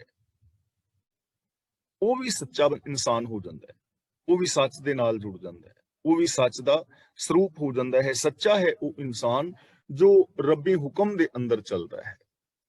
ਹੁਣ ਸੱਚਾ ਕੌਣ ਹੈ? ਜੋ ਰੱਬੀ ਰਜ਼ਾ ਦੇ ਵਿੱਚ ਚੱਲਦਾ ਹੈ। ਜੇ ਅਸੀਂ ਹੋਰ ਸੌਖਾ ਕਰਕੇ ਸਮਝਣਾ ਹੋਈਏ ਤਾਂ ਸੱਚਾ ਸੁੱਚਾ ਇਨਸਾਨ ਕੌਣ ਹੈ? ਜੋ ਗੁਰਬਾਣੀ ਮੁਤਾਬਕ ਜ਼ਿੰਦਗੀ ਜਿੰਦਾ ਹੈ, ਜਿਸ ਨੇ ਸ੍ਰੀ ਗੁਰੂ ਗ੍ਰੰਥ ਸਾਹਿਬ ਜੀ ਦੇ ਦਿੱਤੇ ਵੇ ਆਫ ਲਾਈਫ ਨੂੰ ਅਪਣਾ ਲਿਆ ਹੈ, ਜੋ ਮਨ ਵਚਨ ਕਰਮ ਕਰਕੇ ਗੁਰੂ ਦੇ ਹੁਕਮ ਨੂੰ ਮੰਨਦਾ ਹੈ, ਰੱਬ ਦੀ ਰਜ਼ਾ ਵਿੱਚ ਰਹਿੰਦਾ ਹੈ, ਉਹ ਸੱਚਾ ਇਨਸਾਨ ਹੈ। ਤੇ ਸੱਚ ਦੀ ਜ਼ਰੂਰਤ ਹੈ ਅੱਜ ਦੀ ਦੁਨੀਆ ਅੰਦਰ। ਸੱਚ ਸਾਡੀਆਂ ਸਾਰੀਆਂ ਸਮੱਸਿਆਵਾਂ ਦਾ ਸੋਲੂਸ਼ਨ ਹੈ। ਸੱਚ ਸਭਨਾ ਹੋਏ ਦਾਰੂ, ਪਾਪ ਕੱਢੇ ਤੋਏ। ਆਪ ਸਤ, ਸਤ ਸਭ ਧਾਰੀ। ਸਭ ਦਾ ਮਤਲਬ ਸਾਰੀ ਸ੍ਰਿਸ਼ਟੀ, ਧਾਰੀ ਦਾ ਮਤਲਬ ਟਿਕਾਈ ਹੋਈ। ਪ੍ਰਭੂ ਆਪ ਸਤ ਹੈ, ਇੱਕ ਅਟਲ ਸੱਚਾਈ ਹੈ, ਤੇ ਉਹਦੀ ਟਿਕਾਈ ਹੋਈ ਰਚਨਾ ਵੀ ਸੱਚ ਹੈ। ਇਹਦੇ ਵਿੱਚ ਵੀ ਕੋਈ ਉਕਾਈ ਨਹੀਂ ਹੈ, ਇਹ ਵੀ ਇੱਕ ਸੱਚਾਈ ਹੈ। ਸਾਰਾ ਕੁਝ ਭਰਮ ਨਹੀਂ ਹੈ। ਕੁਦਰਤੀ ਨਿਯਮਾਵਲੀ ਦੇ ਅੰਦਰ ਕੋਈ ਕਮੀ, ਕੋਈ ਦੋਸ਼ ਨਹੀਂ ਹੈ। ਉਹ ਆਪ ਵੀ ਸदैव ਹੈ, ਤੇ ਉਹਦੀ ਇਹ ਟਿਕਾਈ ਹੋਈ ਰਚਨਾ ਵੀ ਹੋਂਦ ਵਾਲੀ ਹੈ। ਇਹਦੇ ਵਿੱਚ ਵੀ ਕੋਈ ਉਕਾਈ ਨਹੀਂ ਹੈ, ਇਹ ਵੀ ਇੱਕ ਸੱਚ ਹੈ। ਆਪੇ ਗੁਣ, ਆਪੇ ਗੁਣਕਾਰੀ। ਗੁਣਕਾਰੀ ਦਾ ਮਤਲਬ ਹੁੰਦਾ ਹੈ ਗੁਣ ਦੇਣ ਵਾਲਾ ਜਾਂ ਗੁਣ ਪੈਦਾ ਕਰਨ ਵਾਲਾ। ਗੁਰੂ ਸਾਹਿਬ ਜੀ ਕਹਿੰਦੇ ਨੇ ਆਪੇ ਗੁਣ। ਹੁਣ ਪ੍ਰਭੂ ਆਪ ਹੀ ਗੁਣ ਰੂਪ ਹੈ, ਆਪ ਹੀ ਚੰਗਿਆਈ ਹੈ, ਆਪੇ ਗੁਣਕਾਰੀ, ਤੇ ਆਪ ਹੀ ਗੁਣ ਪੈਦਾ ਕਰਨ ਵਾਲਾ ਹੈ। ਯਾਨੀ ਉਹ ਸੈਭੰ ਹੈ, ਜੋ ਅਸੀਂ ਜਪਜੀ ਸਾਹਿਬ ਵਿੱਚ ਪੜ੍ਹਾਏ ਆ। ਸੈਭੰ, ਸੈਭੰ ਦਾ ਮਤਲਬ ਸੁਤੇ ਪ੍ਰਕਾਸ਼, ਆਪਣੇ ਆਪ ਤੋਂ ਆਪ। ਰੱਬ ਨੂੰ ਕਿਸੇ ਨੇ ਪੈਦਾ ਨਹੀਂ ਕੀਤਾ, ਰੱਬ ਦਾ ਕੋਈ ਮਾਂ-ਬਾਪ ਨਹੀਂ ਹੈ, ਆਪਣੇ ਆਪ ਤੋਂ ਆਪ ਹੈ, ਯਾਨੀ ਸदैव ਹੈ, ਹੋਂਦ ਵਾਲਾ ਹੈ। ਜਦ ਆਪਣੇ ਆਪ ਤੋਂ ਆਪ ਹੈ ਤਾਂ ਗੁਣ ਵੀ ਉਸਨੇ ਆਪ ਹੀ ਪੈਦਾ ਕੀਤੇ ਨੇ। ਆਪ ਉਹ ਗੁਣ ਸਰੂਪ ਹੈ ਤੇ ਆਪ ਹੀ ਉਹ ਗੁਣ ਦੇਣ ਵਾਲਾ ਹੈ। ਦੇਖੋ ਇੱਥੇ ਸਾਡੀ ਇੱਕ ਬਹੁਤ ਵੱਡੀ ਸਮੱਸਿਆ ਹੱਲ ਹੋ ਰਹੀ ਹੈ ਕਿ ਰੱਬ ਕੀ ਹੈ? ਆਪੇ ਗੁਣ, ਯਾਨੀ ਉਹ ਗੁਣ ਰੂਪ ਹੈ। ਰੱਬ ਦੇ ਗੁਣਾਂ ਵਿੱਚ ਔਰ ਰੱਬ ਦੇ ਵਿੱਚ ਕੋਈ ਫਰਕ ਨਹੀਂ ਹੈ। ਚੀਜ਼ ਨੂੰ ਬੜੇ ਗਹੁ ਦੇ ਨਾਲ, ਠਰਮੇ ਦੇ ਨਾਲ ਸਮਝਣਾ ਹੈ। ਆਪੇ ਗੁਣ, ਰੱਬ ਆਪ ਹੀ ਗੁਣ ਹੈ, ਗੁਣ ਸਰੂਪ ਹੈ। ਯਾਨੀ ਰੱਬ ਔਰ ਰੱਬ ਦੇ ਗੁਣ ਦੋ ਵੱਖਰੀਆਂ ਚੀਜ਼ਾਂ ਨਹੀਂ ਹਨ। ਆਪ ਹੀ ਗੁਣ ਸਰੂਪ ਹੈ ਔਰ ਆਪ ਹੀ ਉਹਨਾਂ ਗੁਣਾਂ ਨੂੰ ਪੈਦਾ ਕਰਨ ਵਾਲਾ ਹੈ, ਭਾਵ ਆਪ ਹੀ ਆਪਣੇ ਤੋਂ ਪੈਦਾ ਹੈ।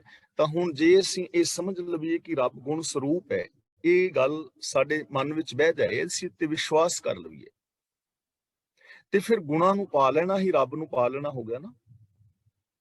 ਗੁਣਾਂ ਦੇ ਵਿੱਚ ਸਮਾ ਜਾਣਾ ਹੀ ਰੱਬ ਦੇ ਵਿੱਚ ਸਮਾ ਜਾਣਾ ਹੋ ਗਿਆ।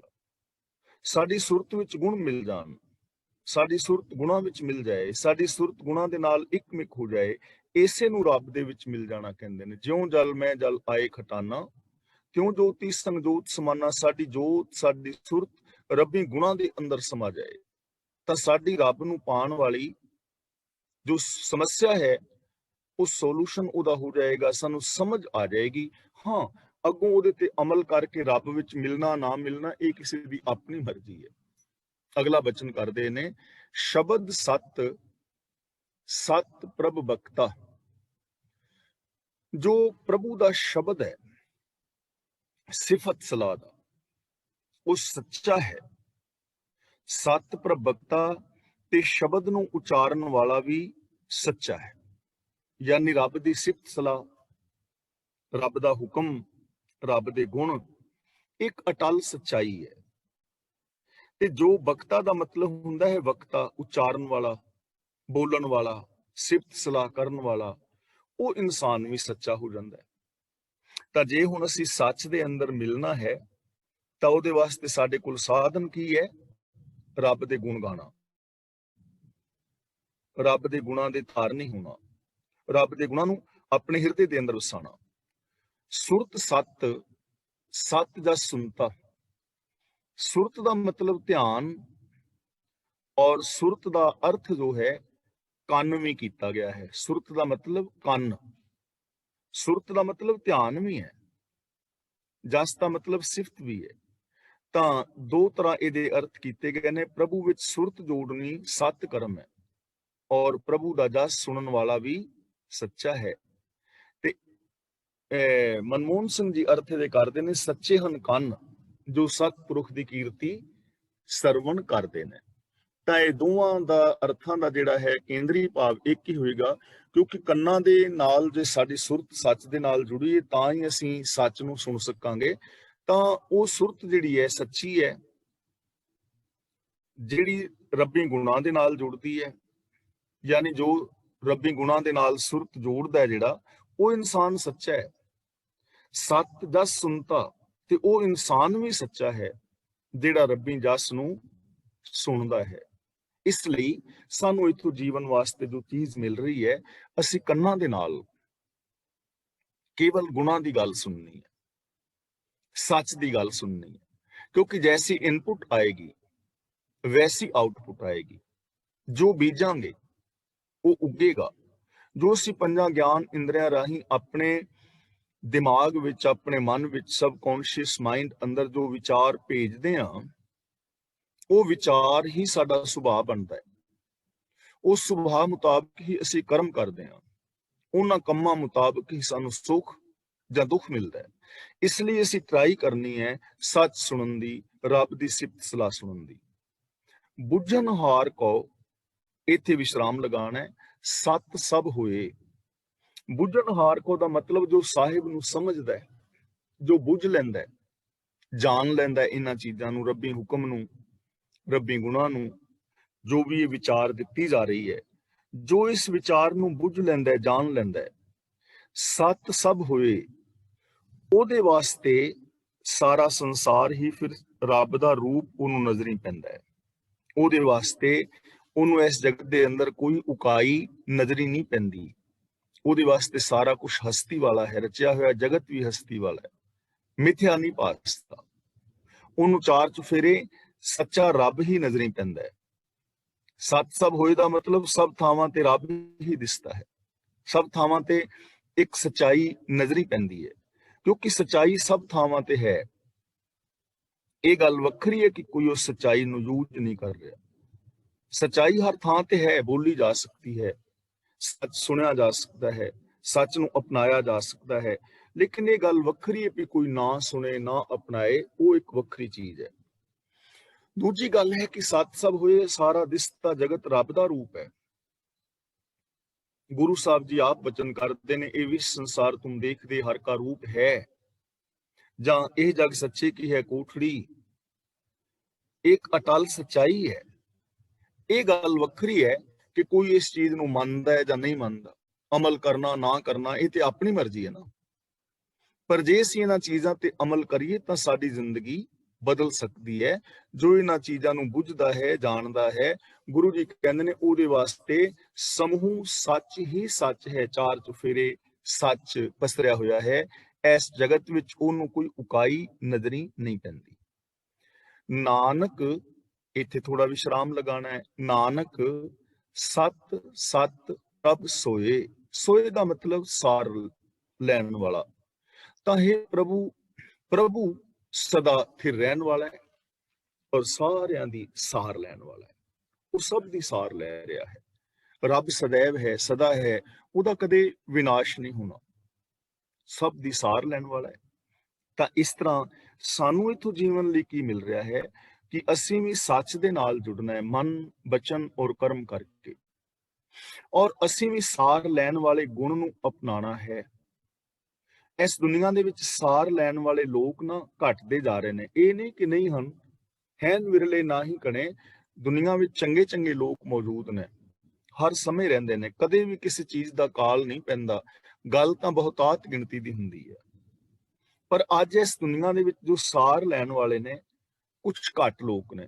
ਦੇਖੋ, ਜੇ ਸਾਰ ਲੈਣ ਵਾਲਾ ਗੁਣ ਸੁਭਾਅ ਸਾਡਾ ਬਣ ਜਾਏ ਆਮ ਬੰਦੇ ਦਾ, ਤਾਂ ਫਿਰ ਕਿਸੇ ਮਾਂ-ਬਾਪ ਨੂੰ ਬਿਰਧ ਆਸ਼ਰਮ ਵਿੱਚ ਜਾਣ ਦੀ ਜ਼ਰੂਰਤ ਨਹੀਂ ਨਾ ਪੈਗੀ। ਬੱਚੇ ਆਪਣੇ ਮਾਂ-ਬਾਪ ਦੀ ਸਾਰ ਲੈਣਗੇ, ਮਾਂ-ਬਾਪ ਬੱਚਿਆਂ ਦੀ ਸਾਰ ਲੈਣਗੇ, ਭੈਣ ਭਰਾ, ਰਿਸ਼ਤੇਦਾਰ, ਸੱਜਣ ਮਿੱਤਰ ਇੱਕ ਦੂਜੇ ਦੀ ਸਾਰ ਲੈਣਗੇ, ਦੁੱਖ ਸੁੱਖ ਦੇ ਸਾਥੀ ਹੋਣਗੇ।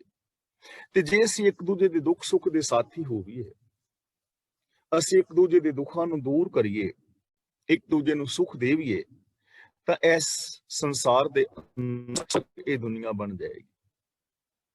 ਹੁਣ ਹੁੰਦਾ ਕੀ ਹੈ ਕਿ ਮੈਂ ਚਾਹਨਾ ਕਿ ਮੇਰੇ ਰਾਹਾਂ ਦੇ ਵਿੱਚ ਫੁੱਲ ਉੱਗਣ, ਪਰ ਮੈਂ ਫੁੱਲ ਚਾਹੁੰਦਾ ਹਾਂ ਆਪਣੇ ਰਾਹਾਂ ਵਿੱਚ ਤੇ ਤੁਹਾਡੇ ਰਾਹਾਂ ਵਿੱਚ ਕੰਡੇ ਚਾਹੁੰਦਾ ਹਾਂ। ਮੈਂ ਤੁਹਾਡੇ ਰਾਹਾਂ ਵਿੱਚ ਕੰਡੇ ਬੀਜਦਾ ਹਾਂ, ਆਪਣੇ ਰਾਹਾਂ ਵਿੱਚ ਫੁੱਲ ਪੈਦਾ ਕਰਨਾ ਚਾਹੁੰਦਾ। ਤੇ ਸੇਮ ਬਿਰਤੀ ਤੁਹਾਡੀ ਹੈ। ਤੁਸੀਂ ਵੀ ਦੂਜਿਆਂ ਦੇ ਰਾਹਾਂ ਵਿੱਚ ਕੰਡੇ ਬੀਜ ਕੇ ਆਪਣੇ ਰਾਹਾਂ ਵਿੱਚ ਫੁੱਲ ਪੈਦਾ ਕਰਨਾ ਚਾਹੁੰਦੇ ਹੋ। ਤਾਂ ਫਿਰ ਕੀ ਹੋਏਗਾ? ਸਾਰੀ ਦੁਨੀਆ ਕੰਡਿਆਂ ਦੇ ਨਾਲ ਭਰ ਜਾਏਗੀ, ਸਾਰੇ ਰਾਹਾਂ ਵਿੱਚ ਕੰਡੇ ਬੀਜੇ ਜਾਣਗੇ, ਕੰਡਿਆਂ ਦੀ ਬਹੁਤਾਤ ਹੋ ਜਾਏਗੀ। ਤੇ ਜੇ ਮੈਂ ਤੁਹਾਡੇ ਰਾਹਾਂ ਵਿੱਚ ਫੁੱਲ ਉਗਾਵਾਂ ਤੇ ਤੁਸੀਂ ਮੇਰੇ ਰਾਹਾਂ ਵਿੱਚ ਫੁੱਲ ਉਗਾਉਣ ਦਾ ਯਤਨ ਕਰੋ, ਤੇ ਸਾਰੀ ਦੁਨੀਆ ਫੁੱਲਾਂ ਦੇ ਨਾਲ ਭਰ ਜਾਏਗੀ। ਸਿੰਪਲ ਗੱਲ ਹੈ ਨਾ।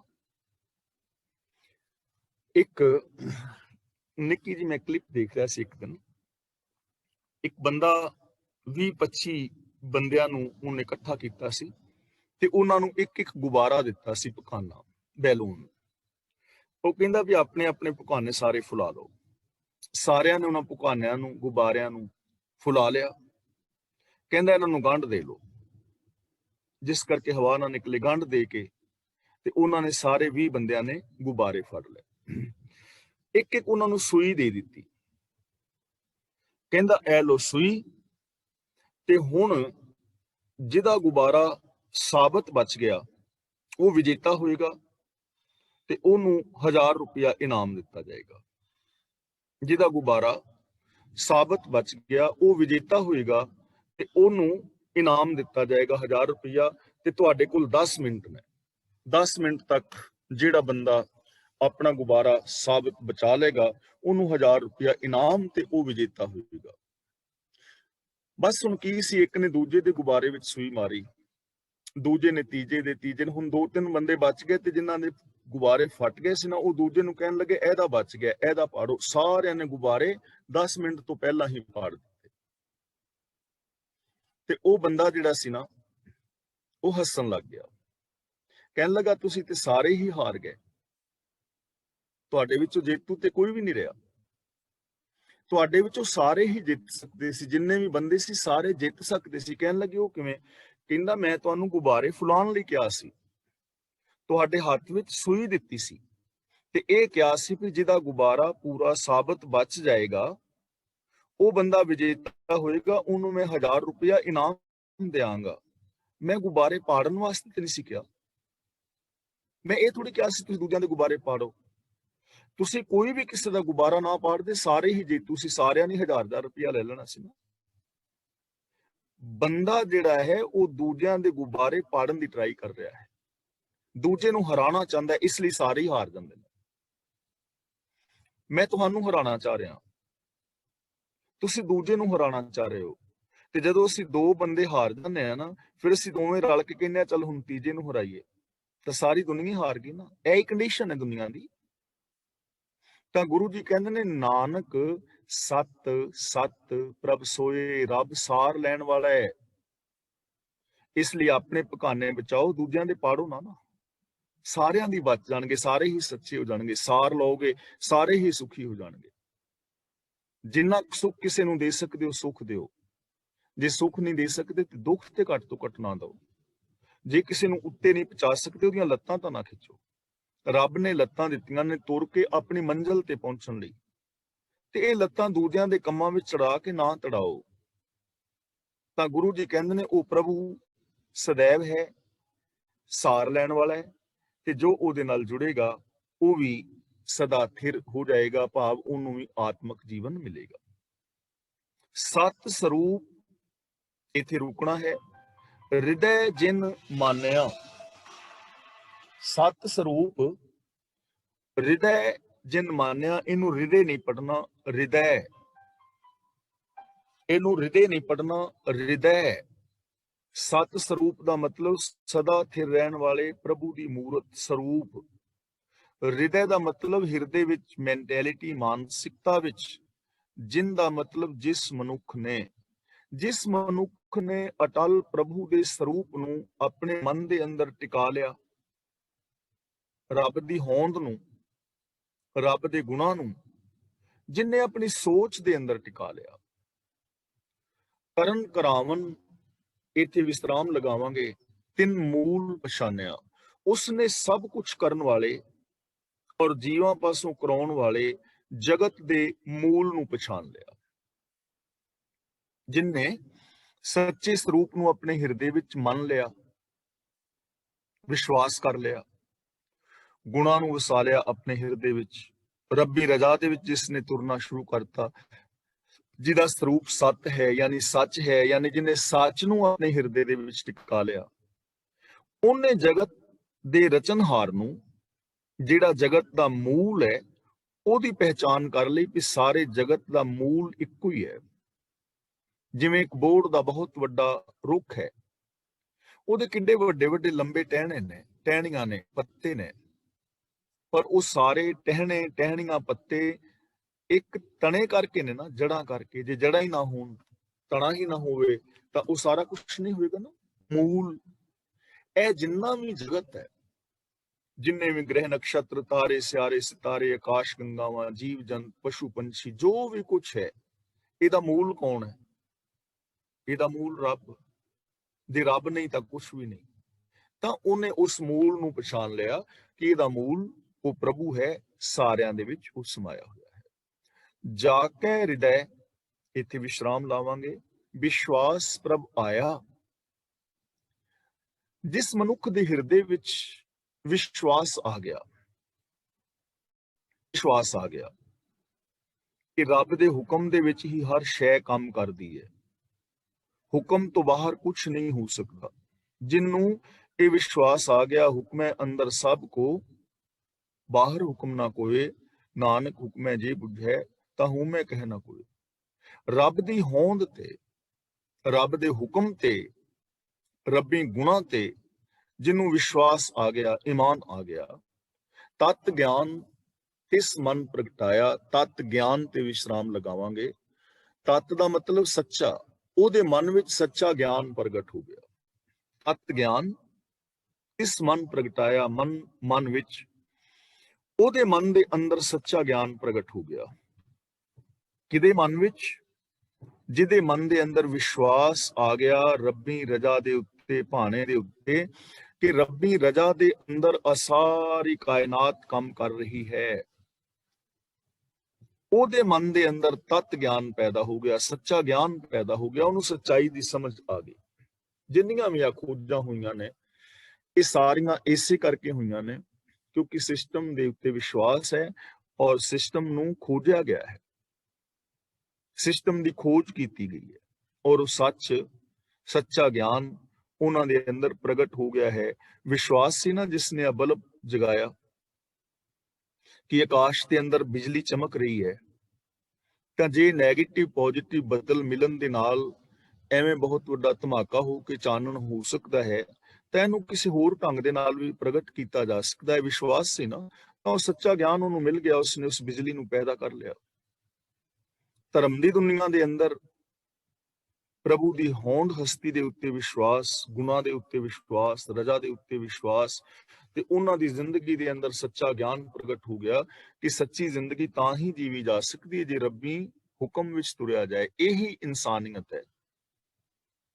ਤਾਂ ਹੀ ਸਾਡੀ ਜ਼ਿੰਦਗੀ ਵਿੱਚ ਸੁਖ ਸ਼ਾਂਤੀ ਆ ਸਕਦੀ ਹੈ ਜੇ ਅਸੀਂ ਰੱਬੀ ਗੁਣਾਂ ਤੇ ਵਿਸ਼ਵਾਸ ਪੈਦਾ ਕਰ ਲਈਏ, ਰੱਬੀ ਰਜਾ ਦੇ ਅੰਦਰ ਤੁਰੀਏ।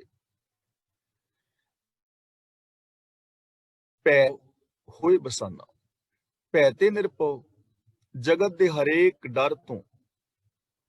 ਭੈ ਤੇ ਦਾ ਮਤਲਬ ਡਰ ਤੋਂ, ਨਿਰਭਉ ਹੋਏ ਬਸਾਨਾ ਦਾ ਮਤਲਬ ਨਿਡਰ ਹੋ ਕੇ ਵਸਦਾ ਹੈ।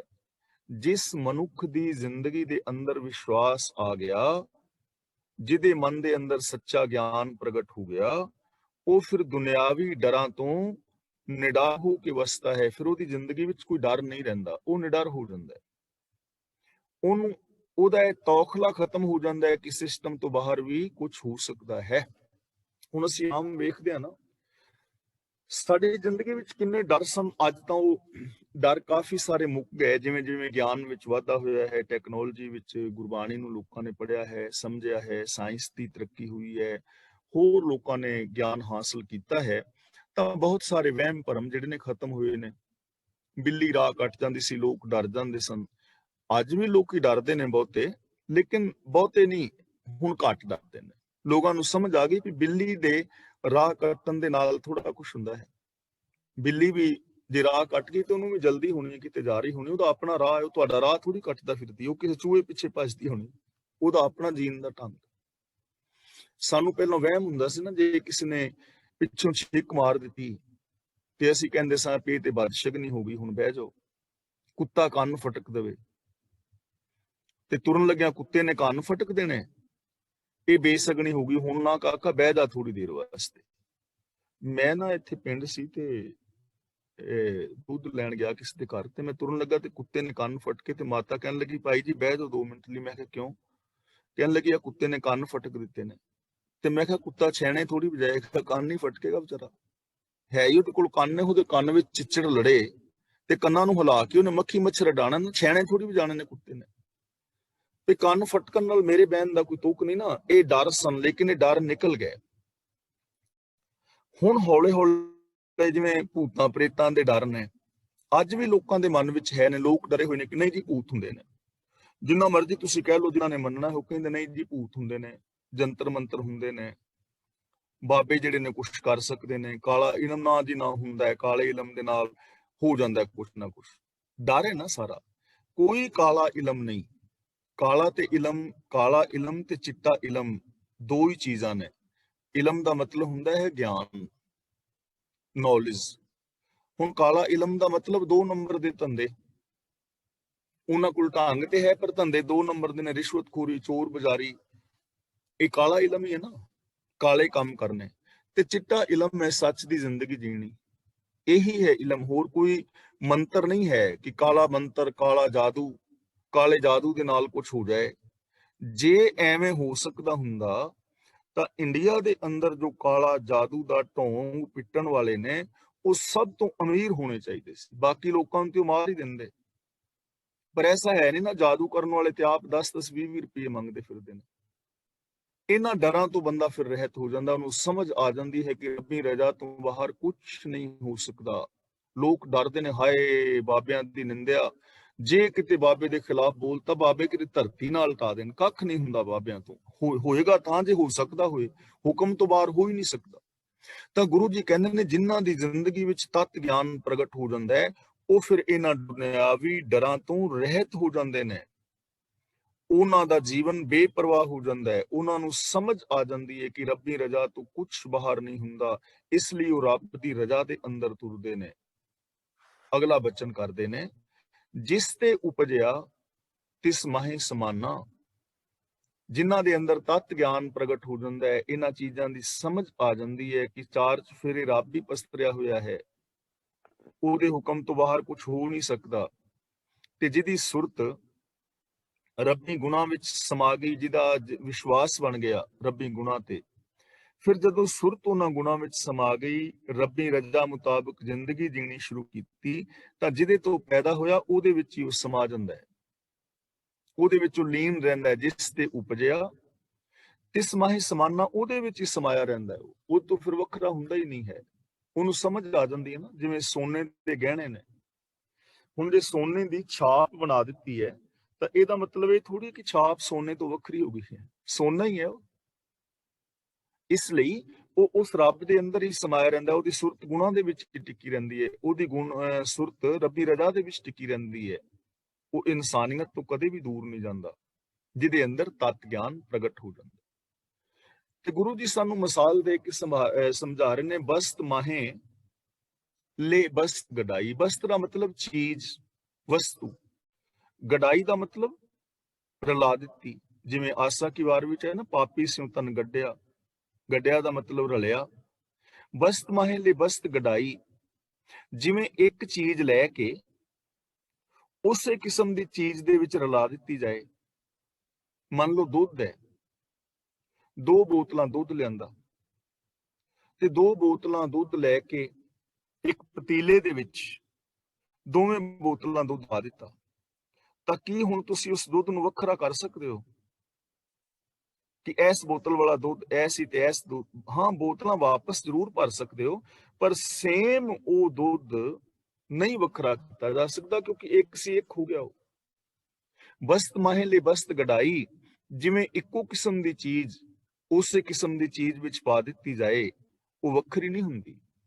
ਗੁਰੂ ਜੀ ਨੇ ਜਪਜੀ ਸਾਹਿਬ ਵਿੱਚ ਸਮਝਾਇਆ ਨਾ, ਨਦੀਆਂ ਅਤੇ ਵਾਹ ਭਵੇਂ ਸਮੁੰਦ ਨਾ ਜਾਣੀਏ। ਜਿਵੇਂ ਸਮੁੰਦਰ ਵਿੱਚ ਨਦੀਆਂ ਨਾਲੇ ਜਾ ਪੈਂਦੇ ਨੇ ਤਾਂ ਉਹ ਵੱਖਰੇ ਨਹੀਂ ਸਮਝੇ ਜਾਂਦੇ, ਉਹਨਾਂ ਨੂੰ ਵੱਖਰਿਆ ਨਹੀਂ ਕੀਤਾ ਜਾ ਸਕਦਾ। ਬਸਤ ਮਾਹੇ ਲੈ ਬਸਤ ਗਡਾਈ, ਤਾ ਕੋ ਭਿੰਨ ਨਾ ਕਹਿਣਾ ਜਾਈ। ਹੁਣ ਉਸ ਦੁੱਧ ਨੂੰ ਵੱਖਰਾ ਵੱਖਰਾ ਨਹੀਂ ਕਿਹਾ ਜਾ ਸਕਦਾ, ਜਿਹੜੇ ਵੱਖਰੇ ਵੱਖਰੇ 2 ਪਾਏ ਸਨ ਟੱਬ ਵਿੱਚ, ਪਤੀਲੇ ਵਿੱਚ। ਹੁਣ ਨਦੀਆਂ ਨਾਲਿਆਂ ਦੇ ਪਾਣੀ ਨੂੰ ਵੱਖਰਿਆਂ ਵੱਖਰਿਆਂ ਨਹੀਂ ਜਾਣਿਆ ਜਾ ਸਕਦਾ, ਕੇਵਲ ਸਮੁੰਦਰ ਹੀ ਕਿਹਾ ਜਾ ਸਕਦਾ ਹੈ। ਇਸੇ ਤਰ੍ਹਾਂ ਜਦੋਂ ਮਨੁੱਖ ਦੀ ਸੁਰਤ ਪ੍ਰਭੂ ਦੇ ਵਿੱਚ ਲੀਨ ਹੋ ਜਾਂਦੀ ਹੈ, ਤਾਂ ਉਹਨੂੰ ਰੱਬ ਨਾਲੋਂ ਵੱਖਰਾ ਨਹੀਂ ਕਿਹਾ ਜਾ ਸਕਦਾ ਵੀ ਰੱਬ ਤੋਂ ਵੱਖਰਾ ਹੈ, ਕਿਉਂਕਿ ਸੁਰਤ ਲੀਨ ਹੋ ਗਈ ਨਾ ਰਜਾ ਵਿੱਚ। ਰੱਬ ਕੌਣ ਹੈ? ਗੁਣ ਸਰੂਪ, ਗੁਣ ਨਿਧਾਨ। ਤੇ ਜਿਹਦੀ ਸੁਰਤ ਗੁਣਾਂ ਦੇ ਵਿੱਚ ਮਿਲ ਗਈ, ਰੱਬ ਵਰਗਾ ਹੋ ਗਿਆ, ਰੱਬ ਨਾਲੋਂ ਵੱਖਰਾ ਨਹੀਂ ਫਿਰ ਰਹਿ ਜਾਂਦਾ। ਜਿਉਂ ਜਲ ਮਹਿ ਜਲ ਆਏ ਖਟਾਨਾ, ਤਿਉਂ ਜੋਤੀ ਸੰਜੋਤ ਸਮਾਨਾ। ਮਿਟ ਗਏ ਗਵਨ ਪਾਏ ਵਿਸਰਾਮ, ਨਾਨਕ ਪ੍ਰਭ ਕੈ ਸਤ ਕੁਰਬਾਨ। ਉਹਦੀ ਸੁਰਤ ਫਿਰ ਹਮੇਸ਼ਾ ਗੁਣਾਂ ਦੇ ਵਿੱਚ ਜੁੜੀ ਰਹਿੰਦੀ ਹੈ, ਰੱਬੀ ਰਜ਼ਾ ਦੇ ਵਿੱਚ ਜੁੜੀ ਰਹਿੰਦੀ ਹੈ। ਉਹਨੂੰ ਫਿਰ ਵੱਖਰਿਆ ਨਹੀਂ ਕੀਤਾ ਜਾ ਸਕਦਾ। ਵੱਖਰਿਆ ਕਰਨ ਦਾ ਯਤਨ ਕੀਤਾ ਗਿਆ ਹੈ, ਲੇਕਿਨ ਵੱਖਰਿਆ ਕਰ ਨਹੀਂ ਸਕੇ। ਆਰਿਆਂ ਨਾਲ ਚੀਰ ਦਿੱਤਾ ਹੈ, ਲੇਕਿਨ ਉਹਨੂੰ ਵੱਖਰਿਆ ਨਹੀਂ ਕਰ ਸਕੇ। ਉਹਨੂੰ ਡਰਾਵਾ ਦਿੱਤਾ ਗਿਆ ਵੀ ਤੈਨੂੰ ਚੀਰ ਦਿਆਂਗੇ ਆਰੇ ਨਾਲ, ਛੱਡ ਦੇ ਸੱਚ ਨੂੰ। ਪਰ ਆਰੇ ਨਾਲ ਸਰੀਰ ਨੂੰ ਚੀਰ ਦਿੱਤਾ ਗਿਆ ਹੈ, ਉਹਦੀ ਸੁਰਤ ਨੂੰ ਨਹੀਂ ਚੀਰਿਆ ਜਾ ਸਕਦਾ। ਸੁਰਤ ਨੂੰ ਸੱਚ ਨਾਲੋਂ ਕਿਵੇਂ ਵੱਖਰਿਆ ਕਰ ਲੋਗੇ? ਅਗਲਾ ਬਚਨ ਕਰਦੇ ਨੇ, ਬੂਝੈ, ਇੱਥੇ ਰੁਕਣਾ ਹੈ। ਬੂਝਨਹਾਰ ਵਿਵੇਕ, ਬੂਝਨਹਾਰ ਤੇ ਥੋੜਾ ਜਿਹਾ ਫਿਰ ਰੁਕਣਾ ਹੈ। ਬੂਝੈ, ਬੂਝਨਹਾਰ ਵਿਵੇਕ, ਵਿਵੇਕ ਦਾ ਮਤਲਬ ਵਿਚਾਰ। ਇਸ ਵਿਚਾਰ ਨੂੰ ਵਿਚਾਰਨ ਵਾਲਾ ਕੋਈ ਵਿਰਲਾ ਸਮਝਦਾ ਹੈ। ਬੂਝੈ ਦਾ ਮਤਲਬ ਸਮਝਦਾ ਹੈ, ਬੂਝਨਹਾਰ ਦਾ ਮਤਲਬ ਵਿਚਾਰਨ ਵਾਲਾ, ਵਿਵੇਕ ਦਾ ਮਤਲਬ ਪਰਖ। ਬਿਬ ਪਲਸ 1, ਬਿਬ ਦਾ ਮਤਲਬ 2, 1 ਦਾ ਮਤਲਬ 1, ਉਹ ਗਿਆਨ ਜੋ 2 ਤੋਂ 1 ਕਰ ਦਵੇ। ਵਿਵੇਕ ਦਾ ਮਤਲਬ ਜੋ ਸਾਨੂੰ ਇਹ ਸਮਝ ਦਵੇ ਸੱਚ ਕੀ ਹੈ, ਝੂਠ ਕੀ ਹੈ, ਆਤਮ ਕੀ, ਅਨਾਤਮ ਕੀ, ਧਰਮ ਕੀ, ਅਧਰਮ ਕੀ, ਪੁੰਨ ਕੀ, ਪਾਪ ਕੀ, ਹਾਨੀ ਕੀ, ਲਾਭ ਕੀ। ਜਿਹੜਾ ਗਿਆਨਵਾਨ, ਵਿਚਾਰਵਾਨ, ਇਸ ਵਿਚਾਰ ਨੂੰ ਉਹ ਹੀ ਸਮਝਦਾ ਹੈ, ਵਿਚਾਰਨ ਵਾਲਾ। ਜੇ ਵਿਚਾਰਾਂਗੇ ਨਹੀਂ ਤਾਂ ਫਿਰ ਨਹੀਂ ਸਮਝ ਪਾਵਾਂਗੇ। ਹੁਣ ਸਾਡੀ ਪ੍ਰੋਬਲਮ ਕੀ ਹੈ? ਸਾਡੀ ਪ੍ਰੋਬਲਮ ਇਹ ਹੈ ਕਿ ਜੋ ਕਿਸੇ ਨੇ ਕਹਿ ਦਿੱਤਾ ਉਹ ਅਸੀਂ ਮੰਨ ਲਿਆ। ਹੋ ਸਕਦਾ ਹੈ ਕਹਿਣ ਵਾਲਾ ਸੱਚਾ ਹੋਵੇ, ਜ਼ਰੂਰੀ ਨਹੀਂ ਕਿ ਝੂਠਾ ਹੀ ਹੈ, ਲੇਕਿਨ ਹੋ ਸਕਦਾ ਹੈ ਕਿ ਉਹ ਸੱਚਾ ਜਿਹੜਾ ਹੈ ਨਾ ਹੋਏ, ਝੂਠਾ ਵੀ ਹੋਵੇ। ਜ਼ਰੂਰੀ ਨਹੀਂ ਹਰ ਬੰਦਾ ਸੱਚਾ ਹੀ ਹੈ, ਜ਼ਰੂਰੀ ਨਹੀਂ ਨਾ ਹਰ ਬੰਦੇ ਨੂੰ ਹਰ ਕਿਸਮ ਦਾ ਗਿਆਨ ਹੋਵੇ।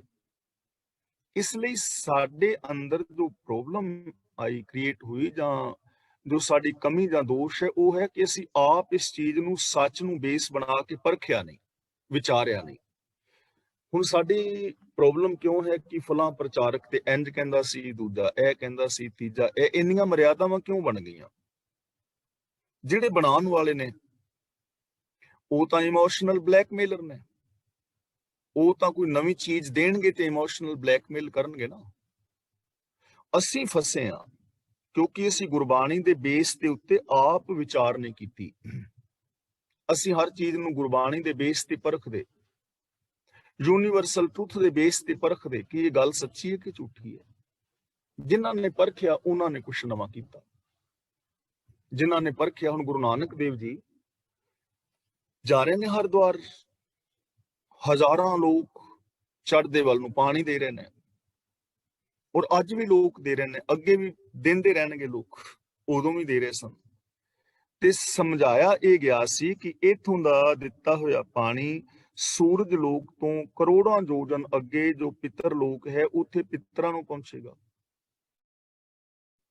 ਇੱਥੋਂ ਦੇ ਖਵਾਏ ਹੋਏ ਸਰਾਧਾਂ ਦਾ ਭੋਜਨ ਸੂਰਜ ਲੋਕ ਤੋਂ ਕਰੋੜਾਂ ਯੋਜਨ ਅੱਗੇ ਪਿੱਤਰ ਲੋਕ ਵਿੱਚ ਪਹੁੰਚੇਗਾ। ਲੋਕ ਮੰਨੀ ਜਾ ਰਹੇ ਸਨ, ਅੱਜ ਵੀ ਮੰਨੀ ਜਾ ਰਹੇ ਨੇ। ਪਰ ਗੁਰੂ ਨਾਨਕ ਦੇਵ ਜੀ ਨੇ ਪਰਖਿਆ ਨਾ, ਬੁੱਝਣਹਾਰ ਸਨ, ਉਹਨਾਂ ਨੇ ਵਿਵੇਕ ਨੇ ਬੁੱਧ ਨੂੰ ਅਪਣਾਇਆ ਨਾ, ਤੇ ਉਹਨਾਂ ਨੂੰ ਸਮਝ ਆ ਗਈ ਕਿ ਇਹ ਕੁਛ ਐਸਾ ਨਹੀਂ ਹੋ ਸਕਦਾ। ਤੇ ਉਹਦੇ ਵਾਸਤੇ ਇੱਕ ਸਿੰਪਲ ਮਿਸਾਲ ਪੇਸ਼ ਕੀਤੀ। ਉਹਨਾਂ ਨੂੰ ਨਹੀਂ ਕਿਹਾ ਵੀ ਤੁਸੀਂ, ਤੁਹਾਡਾ ਪਾਣੀ ਨਹੀਂ ਪਹੁੰਚਣਾ ਜਾਂ ਕੁਛ ਹੋਣਾ, ਸਗੋਂ ਲਹਿੰਦੇ ਵਾਲੇ ਪਾਸੇ ਪਾਣੀ ਪਾਣਾ ਸ਼ੁਰੂ ਕਰ ਦਿੱਤਾ। ਤੇ ਲੋਕਾਂ ਨੇ ਆਣ ਕੇ ਪੁੱਛਿਆ ਵੀ ਆ ਕੀ ਕਰ ਰਿਹਾ ਬੰਦਾ? ਕਿਸੇ ਨੇ ਕਿਹਾ ਇਹ ਨਾਨਕ ਨਿਰੰਕਾਰੀ ਹੈ। ਨਿਰੰਕਾਰੀ ਕਹਿੰਦੇ ਹਨ ਨਿਰੰਕਾਰ ਨੂੰ ਮੰਨਣ ਵਾਲੇ, ਆ ਨਕਲੀ ਨਿਰੰਕਾਰੀ ਨਹੀਂ। ਤੇ ਲੋਕਾਂ ਨੇ ਕਿਹਾ ਅੱਛਾ ਉਹ ਤਲਵੰਡੀ ਵਾਲਾ, ਇਹ ਤੇ ਕਮਲਾ ਹੈ, ਇਹ ਤਾਂ ਭੂਤਨਾ ਹੈ ਤੇ ਬੇਤਾਲਾ ਹੈ। ਕੋਈ ਆਖੇ ਭੂਤਨਾ, ਕੋਈ ਕਹੇ ਬੇਤਾਲਾ, ਕੋਈ ਆਖੇ ਆਦਮੀ, ਕੋਈ ਆਖੇ ਭੂਤਨਾ, ਕੋ ਕਹੇ ਬੇਤਾਲਾ, ਕੋਈ ਆਖੇ ਆਦਮੀ ਨਾਨਕ ਵਿਚਾਰਾ। ਤੇ ਲੋਕਾਂ ਨੇ ਪੁੱਛਿਆ ਵੀ ਪੁੱਛੋ ਤੇ ਸਹੀ, ਕਰ ਕਿਉਂ ਰਿਹਾ, ਪੁੱਠੇ ਪਾਸੇ ਪਾਣੀ ਕਿਉਂ ਦੇ ਰਿਹਾ? ਲੋਕੀ ਹਜ਼ਾਰਾਂ ਲੋਕ ਇਕੱਠੇ ਹੋ ਗਏ, ਢੰਗ ਸੀ ਨਾ ਇਕੱਠੇ ਕਰਨ ਦਾ। ਤੇ ਜਦੋਂ ਪੁੱਛਿਆ ਬਾਬਾ ਇਧਰ ਨੂੰ ਪਾਣੀ ਕਿਉਂ ਛਾਲ ਰਹੇ? ਕਹਿਣ ਲੱਗਾ ਮੈਂ ਪੰਜਾਬ ਕਣਕ ਬੀਜ ਆ ਕੇ ਆਇਆ ਸਾਂ, ਮੈਂ ਫਸਲ ਬੀਜ ਕੇ ਆਇਆ ਤੇ ਉਹ ਫਸਲ ਨੂੰ ਪਾਣੀ ਦੇ ਰਿਹਾ, ਇੱਥੇ ਮੈਂ ਪਾਣੀ ਪਾਵਾਂਗਾ ਮੇਰੀ ਫਸਲ ਨੂੰ ਪਾਣੀ ਚਲਾ ਜਾਏਗਾ। ਲੋਕ ਤਾੜੀ ਮਾਰ ਕੇ ਹੱਸੇ। ਕਹਿਣ ਲੱਗੇ ਇੱਥੋਂ ਦਾ ਪਾਣੀ ਉਛਾਲਿਆ ਪੰਜਾਬ ਦੇ ਵਿੱਚ ਫਸਲ ਨੂੰ ਕਿਵੇਂ ਪਹੁੰਚ ਜਾਏਗਾ? ਉਹ ਕਹਿਣ ਲੱਗੇ ਜਿਵੇਂ ਤੁਹਾਡਾ ਪਹੁੰਚ ਜਾਏਗਾ, ਜਿਵੇਂ ਤੁਹਾਡਾ ਪਹੁੰਚੇਗਾ। ਇੱਥੋਂ ਦਾ ਪਾਣੀ ਤੇ ਪਹੁੰਚਣ ਦੀ ਫਿਰ ਵੀ ਉਮੀਦ ਹੋ ਸਕਦੀ ਹੈ ਵੀ ਧਰਤੀ ਤੇ ਨਾ, ਧਰਤੀ ਤੇ ਹੀ ਪਾ ਰਿਹਾ, ਤੇ ਤੁਸੀਂ ਤੇ ਸੂਰਜ ਲੋਕ ਤੋਂ ਕਰੋੜਾਂ ਯੋਜਨ ਅੱਗੇ ਪਾਣੀ ਪਹੁੰਚਾ ਰਹੇ, ਉਹ ਕਿਵੇਂ ਪਹੁੰਚੇਗਾ? ਤੁਹਾਡਾ ਪਹੁੰਚ ਜਾਏਗਾ। ਲੋਕਾਂ ਨੂੰ ਗੱਲ ਸਮਝ ਆ ਗਈ। ਪਰ ਇਹ ਵਿਵੇਕ ਤੇ ਪਰਖਿਆ ਗਿਆ ਤਾਂ ਹੈ ਨਾ। ਲੋਕ ਨਾ ਕਈ ਵਾਰ ਝੂਠ ਬੋਲਦੇ ਨੇ ਤੇ ਬੋਲੀ ਜਾਂਦੇ ਨੇ। ਇੱਕ ਬੰਦਾ ਕਹਿੰਦਾ ਵੀ ਝੂਠ ਬੋਲ ਰਿਹਾ ਸੀ, ਕਹਿੰਦਾ ਸਾਡੇ ਦਾਦੇ ਕੋਲ ਨਾ ਇੱਕ ਮੱਝ ਹੁੰਦੀ ਸੀ, ਬੜੇ ਲੰਮੇ ਲੰਮੇ ਸਿੰਘ ਸੀ ਉਹਦੇ ਦਾ, ਇੱਕ ਸਿੰਘ ਦਿੱਲੀ ਤੇ ਦੂਜਾ ਲਾਹੌਰ, ਏਡੇ ਲੰਮੇ ਸਿੰਘ, ਬੜੇ ਲੰਮੇ ਲੰਮੇ ਸਿੰਘ। ਹੁਣ ਝੂਠ ਹੀ ਬੋਲਣਾ ਹੈ। ਤੇ ਦੂਜੇ ਨੇ ਇਹ ਨਹੀਂ ਕਿਹਾ ਵੀ ਤੇਰੀ ਮੱਝ ਦੇ ਸਿੰਘ ਨਹੀਂ ਸੀ, ਇੱਕ ਮੱਝ ਦਾ ਸਿੰਘ ਲਾਹੌਰ ਤੇ ਇੱਕ ਦਿੱਲੀ। ਤੇ ਦੂਜਾ ਕਹਿੰਦਾ ਵੀ ਸਾਡੇ ਦਾਦੇ ਦੇ ਕੋਲ ਨਾ ਇੱਕ ਬਾਂਸ ਹੁੰਦਾ ਸੀ ਬੜਾ ਲੰਮਾ, ਜਦੋਂ ਮੀਂਹ ਨਹੀਂ ਸੀ ਪੈਂਦਾ ਉਹਨੇ ਬਾਂਸ ਚੁੱਕਣਾ ਤੇ ਬੱਦਲਾਂ ਦੇ ਢਿੱਡ ਵਿੱਚ ਮਾਰਨਾ ਤੇ ਬੱਦਲਾਂ ਨੂੰ ਹਿਲਾ ਕੇ ਮੀਂਹ ਪਵਾ ਦੇਣਾ, ਇੰਨਾ ਲੰਮਾ ਬਾਂਸ। ਤੇ ਪਹਿਲਾ ਕਹਿੰਦਾ ਬਾਂਸ ਧਰਦਾ ਕਿੱਥੇ ਸੀ ਤੇਰਾ ਦਾਦਾ? ਕਹਿੰਦਾ ਤੁਹਾਡੇ ਮੱਝ ਦੀ ਖੁਰਲੀ ਵਿੱਚ। ਮੱਝ ਦੀ ਖੁਰਲੀ ਵੀ ਤੇ ਲੰਮੀ ਹੋਏਗੀ ਨਾ। ਯਾਨੀ ਦਿਮਾਗ ਨੂੰ ਵਰਤਣਾ ਹੈ ਅਸਾਂ। ਕੋਈ ਬੰਦਾ ਕਹਿੰਦਾ ਮੇਰੇ ਦਾਦੇ ਦੀ ਘੜੀ ਡਿੱਗ ਪਈ, ਤੇ ਕਹਿੰਦਾ 20 ਸਾਲ ਬਾਅਦ ਲੱਭੀ। ਤੇ 20 ਸਾਲ ਬਾਅਦ ਜਦੋਂ ਘੜੀ ਨਿਕਲੀ ਨਾ ਸਰੋਵਰ ਚੋਂ, ਕਿਸੇ ਪਾਣੀ ਦੇ ਸਰੋਵਰ ਚੋਂ, 20 ਸਾਲ ਬਾਅਦ, ਤੇ ਘੜੀ ਫਿਰ ਵੀ ਚੱਲਣ ਡਈ। ਤੇ ਦੂਜਾ ਕਹਿੰਦਾ ਮੇਰਾ ਦਾਦਾ 20 ਸਾਲ ਸਰੋਵਰ ਦੇ ਵਿੱਚ ਥੱਲੇ ਹੀ ਬੈਠਾ ਰਿਹਾ, ਪਾਣੀ ਦੇ ਵਿੱਚ। ਤੇ ਕਹਿੰਦਾ ਪਾਣੀ ਦੇ ਵਿੱਚ ਕਰਦਾ ਕਹਿੰਦਾ ਤੇਰੇ ਦਾਦੇ ਦੀ ਘੜੀ ਨੂੰ ਚਾਬੀ ਦਿੰਦਾ ਹੁੰਦਾ ਸੀ। ਯਾਨੀ ਝੂਠ ਨੇ ਨਾ। ਤਾਂ ਗੁਰੂ ਜੀ ਕਹਿੰਦੇ ਨੇ ਬੂਝੈ ਬੂਝਣਹਾਰ ਵਿਵੇਕ, ਇਸ ਵਿਚਾਰ ਨੂੰ ਵਿਚਾਰਨ ਵਾਲਾ ਕੋਈ ਬੰਦਾ ਸਮਝਦਾ ਜਿਹੜੀਆਂ ਅਸੀਂ ਪਿੱਛੇ ਵਿਚਾਰਾਂ ਕੀਤੀਆਂ ਨੇ। ਇਸ ਲਈ ਸਾਡੀ ਕਮੀ ਇਹ ਰਹੀ ਕਿ ਅਸੀਂ ਆਪ ਵਿਚਾਰਵਾਨ ਨਹੀਂ ਬਣੇ। ਜਿਹੜਾ ਆਪ ਵਿਚਾਰਵਾਨ ਨਹੀਂ ਬਣੇਗਾ, ਸੱਚ ਦੀ ਕਸਵੱਟੀ ਤੇ ਨਹੀਂ ਪਰਖੇਗਾ, ਉਹ ਉੱਜੜ ਮਾਰਗ ਵਿੱਚ ਪਿਆ ਰਵੇਗਾ। ਤਾਂ ਗੁਰੂ ਪਾਤਸ਼ਾਹ ਜੀ ਕਹਿੰਦੇ ਨੇ ਆਪਾਂ ਕਿਹਾ ਨਾ, ਜਿਵੇਂ ਬਸਤ ਮਹਿਲੇ ਬਸਤ ਗੜਾਈ, ਕਿ ਵਸਤੂ ਵਿੱਚ ਵਸਤੂ ਪਾ ਦਵੀਏ, ਤਾਕੋ ਭਿੰਨ ਨਾ ਕਹਿਣਾ ਜਾਈ, ਬੂਝੈ ਬੂਝਨਹਾਰ ਵਿਵੇਕ। ਕੋਈ ਵਿਰਲਾ ਗਿਆਨਵਾਨ ਇਸ ਚੀਜ਼ ਨੂੰ ਸਮਝਦਾ ਹੈ, ਤੇ ਜਿਹੜਾ ਸਮਝਦਾ ਫਿਰ ਉਹਨੂੰ ਉਹਦਾ ਰਿਜ਼ਲਟ ਕੀ ਨਿਕਲਦਾ ਹੈ? ਨਾਰਾਇਣ ਮਿਲੇ ਨਾਨਕ ਏਕ। हे ਨਾਨਕ, ਜੋ ਜੀ ਪ੍ਰਭੂ ਦੇ ਨਾਲ ਮਿਲ ਜਾਂਦੇ ਨੇ, ਫਿਰ ਉਹ ਇੱਕ ਮਿਕ ਹੋ ਜਾਂਦੇ ਨੇ, ਉਹਨਾਂ ਨੂੰ ਸਮਝ ਆ ਜਾਂਦੀ, ਉਹ ਇਸ ਚੀਜ਼ ਨੂੰ ਸਮਝ ਲੈਂਦੇ ਨੇ ਕਿ ਉਹ ਰੱਬ ਦੇ ਨਾਲ ਮਿਲ ਕੇ ਇੱਕ ਮਿਕ ਹੋ ਗਏ, ਉਹਨਾਂ ਨੂੰ ਇੱਕ ਰੱਬ ਮਿਲ ਗਿਆ, ਉਹ ਇੱਕ ਰੱਬ ਦੇ ਵਿੱਚ ਮਿਲ ਗਏ, ਤਾਣੇ ਪੇਟੇ ਦੀ ਤਰ੍ਹਾਂ ਉਹ ਇੱਕ ਹੋ ਗਏ। ਬੁੱਝੇ ਬੂਝਨਹਾਰ ਵਿਵੇਕ, ਜਿਹੜਾ ਵਿਵੇਕਵਾਨ ਗਿਆਨਵਾਨ ਬੰਦਾ, ਜੋ ਇਸ ਚੀਜ਼ ਨੂੰ ਬੁੱਝੇਗਾ, ਪਰਖੇਗਾ। ਇਸ ਲਈ ਗੁਰੂ ਜੀ ਨੇ ਸਾਨੂੰ ਵਿਵੇਕ ਬੁੱਧ ਦਿੱਤੀ ਹੈ, ਔਰ ਗੁਰੂ ਜੀ ਤੋਂ ਅਸੀਂ ਵਿਵੇਕ ਬੁੱਧ ਮੰਗਣੀ ਹੈ। ਹਾਰ ਪਰਿਓ ਸੁਆਮੀ ਕੇ ਦੁਆਰੇ ਦੀਜੈ ਬੁੱਧ ਵਿਵੇਕਾ, ਉੱਤਮ ਉੱਤਮ ਮਤ ਮੇਰੇ ਹਿਰਦੈ ਤੂੰ ਆਓ, ਧਿਆਵੋ ਗਾਵੋ ਗੁਣ ਗੋਬਿੰਦਾ, ਅਤ ਪ੍ਰੀਤਮ ਮੁਹਿ ਲਾਗੇ ਨਾਉ। ਸਿੱਖਾਂ ਦਾ ਮਨ ਨੀਵਾਂ, ਮਤ ਉੱਚੀ, ਅਸੀਂ ਰੋਜ਼ ਮੰਗਦੇ ਆ ਨਾ। ਅਗਲਾ ਬਚਨ ਕਰਦੇ ਨੇ, ਠਾਕੁਰ ਕਾ ਸੇਵਕ ਆਗਿਆਕਾਰੀ। ਜੋ ਰੱਬ ਦਾ ਸੇਵਕ ਹੈ, ਅਸੀਂ ਕਿਹਨੂੰ ਕਹਿ ਸਕਦੇ ਹਾਂ ਰੱਬ ਦਾ ਸੇਵਕ? ਰੱਬ ਦਾ ਭਗਤ, ਰੱਬ ਦਾ ਪਿਆਰਾ, ਜਿਨੇ ਚੋਲਾ ਪਾਇਆ ਹੈ, ਜਾਂ ਜਿਨੇ ਮੇਰੇ ਵਰਗੇ ਕੱਪੜੇ ਪਾਏ ਨੇ, ਜਿਹੜਾ 5-4 ਮਾਲਾ ਗਾਲ ਚ ਪਾਈ ਫਿਰਦਾ ਹੈ, ਜਿਹੜਾ ਸਮਾਧੀਆਂ ਲਾਉਂਦਾ ਹੈ, ਜਾਂ ਜਿਹੜਾ ਭੋਰੇ ਵਿੱਚ ਵੜਿਆ ਹੈ, ਜਿਹੜਾ ਪਹਾੜਾਂ ਤੇ ਚੜਿਆ ਹੈ, ਕਿ ਉਹਨੂੰ ਅਸੀਂ ਕਹਾਂਗੇ ਸੇਵਕ?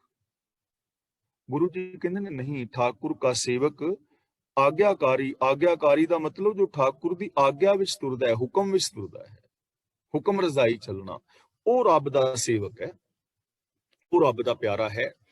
ਰੱਬ ਦੇ ਹੁਕਮ ਵਿੱਚ ਤੁਰਨਾ ਹੀ ਰੱਬ ਦੀ ਭਗਤੀ ਹੈ।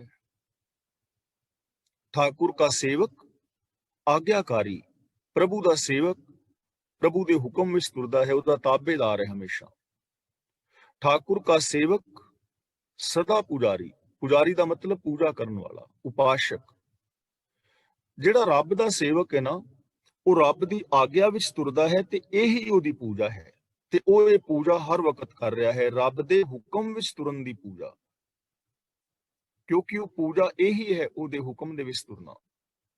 ਆਮ ਪੁਜਾਰੀ ਕਿਹੜਾ ਹੈ? ਦੇਖੋ, ਠਾਕੁਰ ਦੇ ਪੁਜਾਰੀ ਵਿੱਚ ਔਰ ਜਿਹੜਾ ਆਮ ਪੁਜਾਰੀ ਹੈ, ਉਹਦੇ ਅੰਦਰ ਫਰਕ ਹੈ।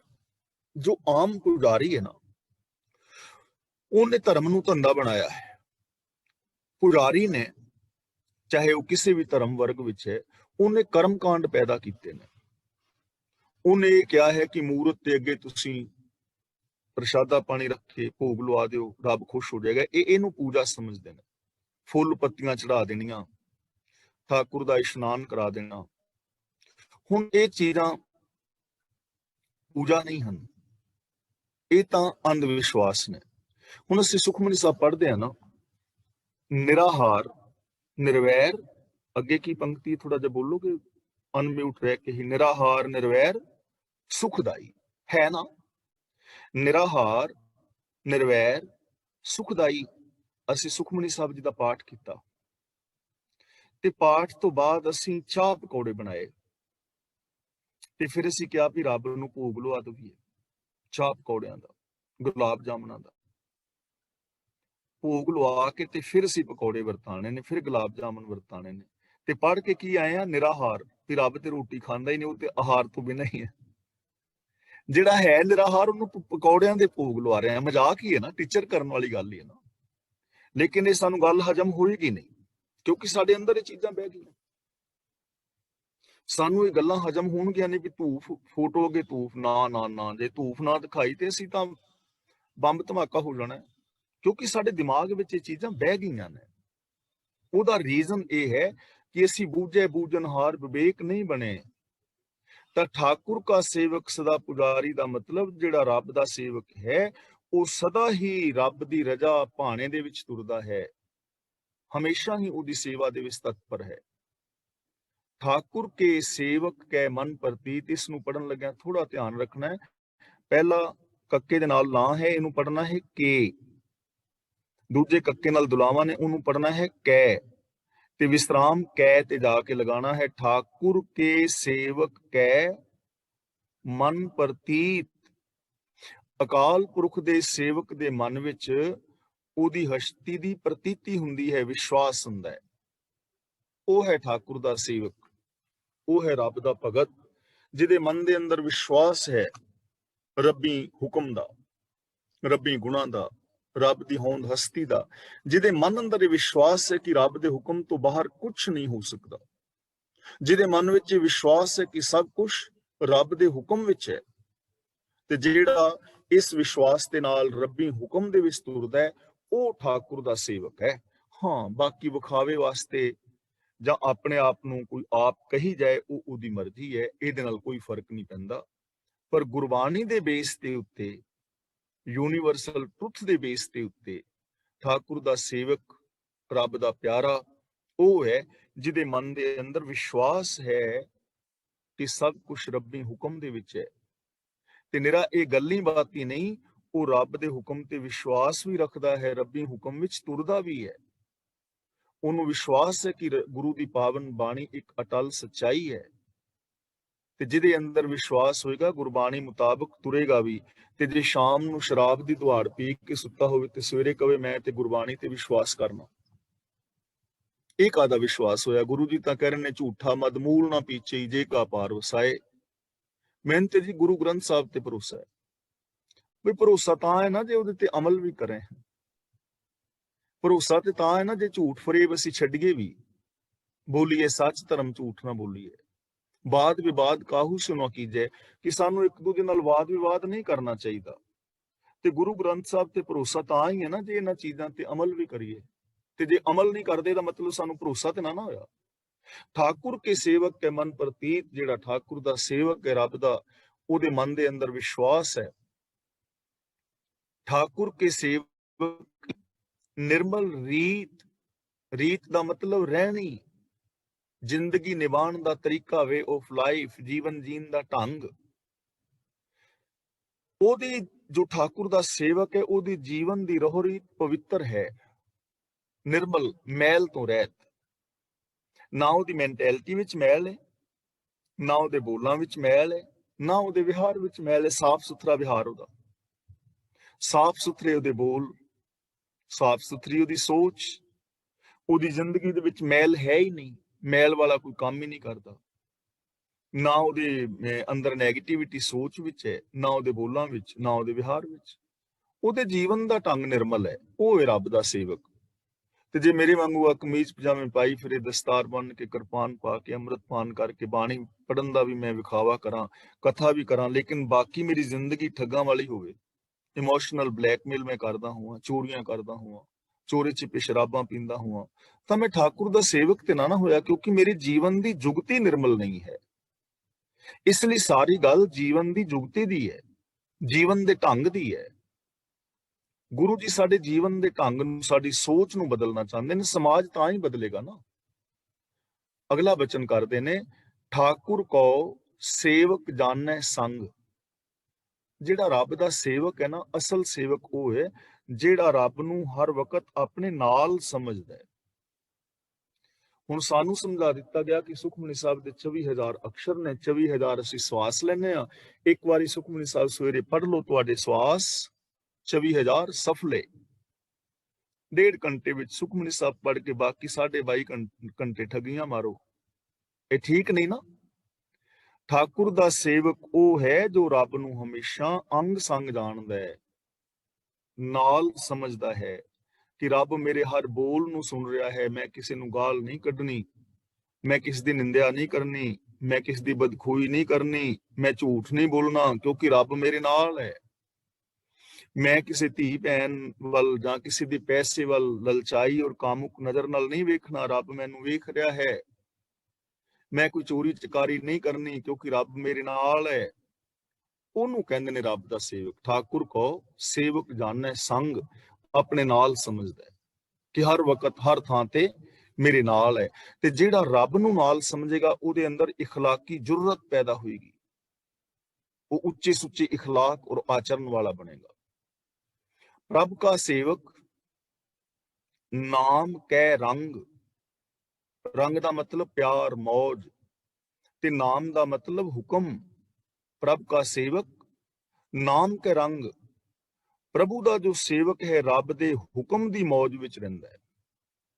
ਨਾਮ ਮਤਲਬ ਹੁਕਮ ਏਕੋ ਨਾਮ ਹੈ ਜੀ। ਹੁਕਮ ਦੇ ਪ੍ਰੇਮ ਵਿੱਚ ਤੁਰਦਾ ਹੈ, ਹੁਕਮ ਦੀ ਮੌਜ ਵਿੱਚ ਰਹਿੰਦਾ ਹੈ, ਹੁਕਮ ਤੋਂ ਬਾਹਰ ਨਹੀਂ, ਕਿਉਂਕਿ ਉਹਨੂੰ ਪਤਾ ਹੈ ਹੁਕਮ ਤੋਂ ਬਾਹਰ ਕੁਝ ਨਹੀਂ ਹੋਣਾ। ਹੁਕਮ ਦੇ ਅੰਦਰ, ਰਜ਼ਾ ਦੇ ਅੰਦਰ ਜਿਹੜਾ ਬੰਦਾ ਚੱਲੇਗਾ ਉਹ ਮੌਜ ਦੇ ਅੰਦਰ ਹੈ, ਉਹ ਆਨੰਦ ਦੇ ਅੰਦਰ ਹੈ। ਤੇ ਜਿੱਥੇ ਬੰਦਾ ਸਿਸਟਮ ਨੂੰ ਤੋੜੇਗਾ ਉੱਥੇ ਉਹਦਾ ਆਨੰਦ ਖਤਮ ਹੋਏਗਾ। ਆਪਣੀ ਜ਼ਿੰਦਗੀ ਵੱਲ ਦੇਖ ਲਓ, ਜੇ ਅਸੀਂ ਖਾਣ ਪੀਣ ਦਾ ਕੋਈ ਸਿਸਟਮ ਨਹੀਂ ਬਣਾਉਂਦੇ ਤਾਂ ਸਰੀਰ ਰੋਗੀ ਹੋਏਗਾ। ਜੇ ਸਾਡੀ ਬੋਲ ਬਾਣੀ ਦਾ ਕੋਈ ਸਿਸਟਮ ਨਹੀਂ ਹੈ ਤਾਂ ਸਾਡੀ ਪ੍ਰੀਤ ਲੋਕਾਂ ਦੇ ਨਾਲ ਟੁੱਟੇਗੀ।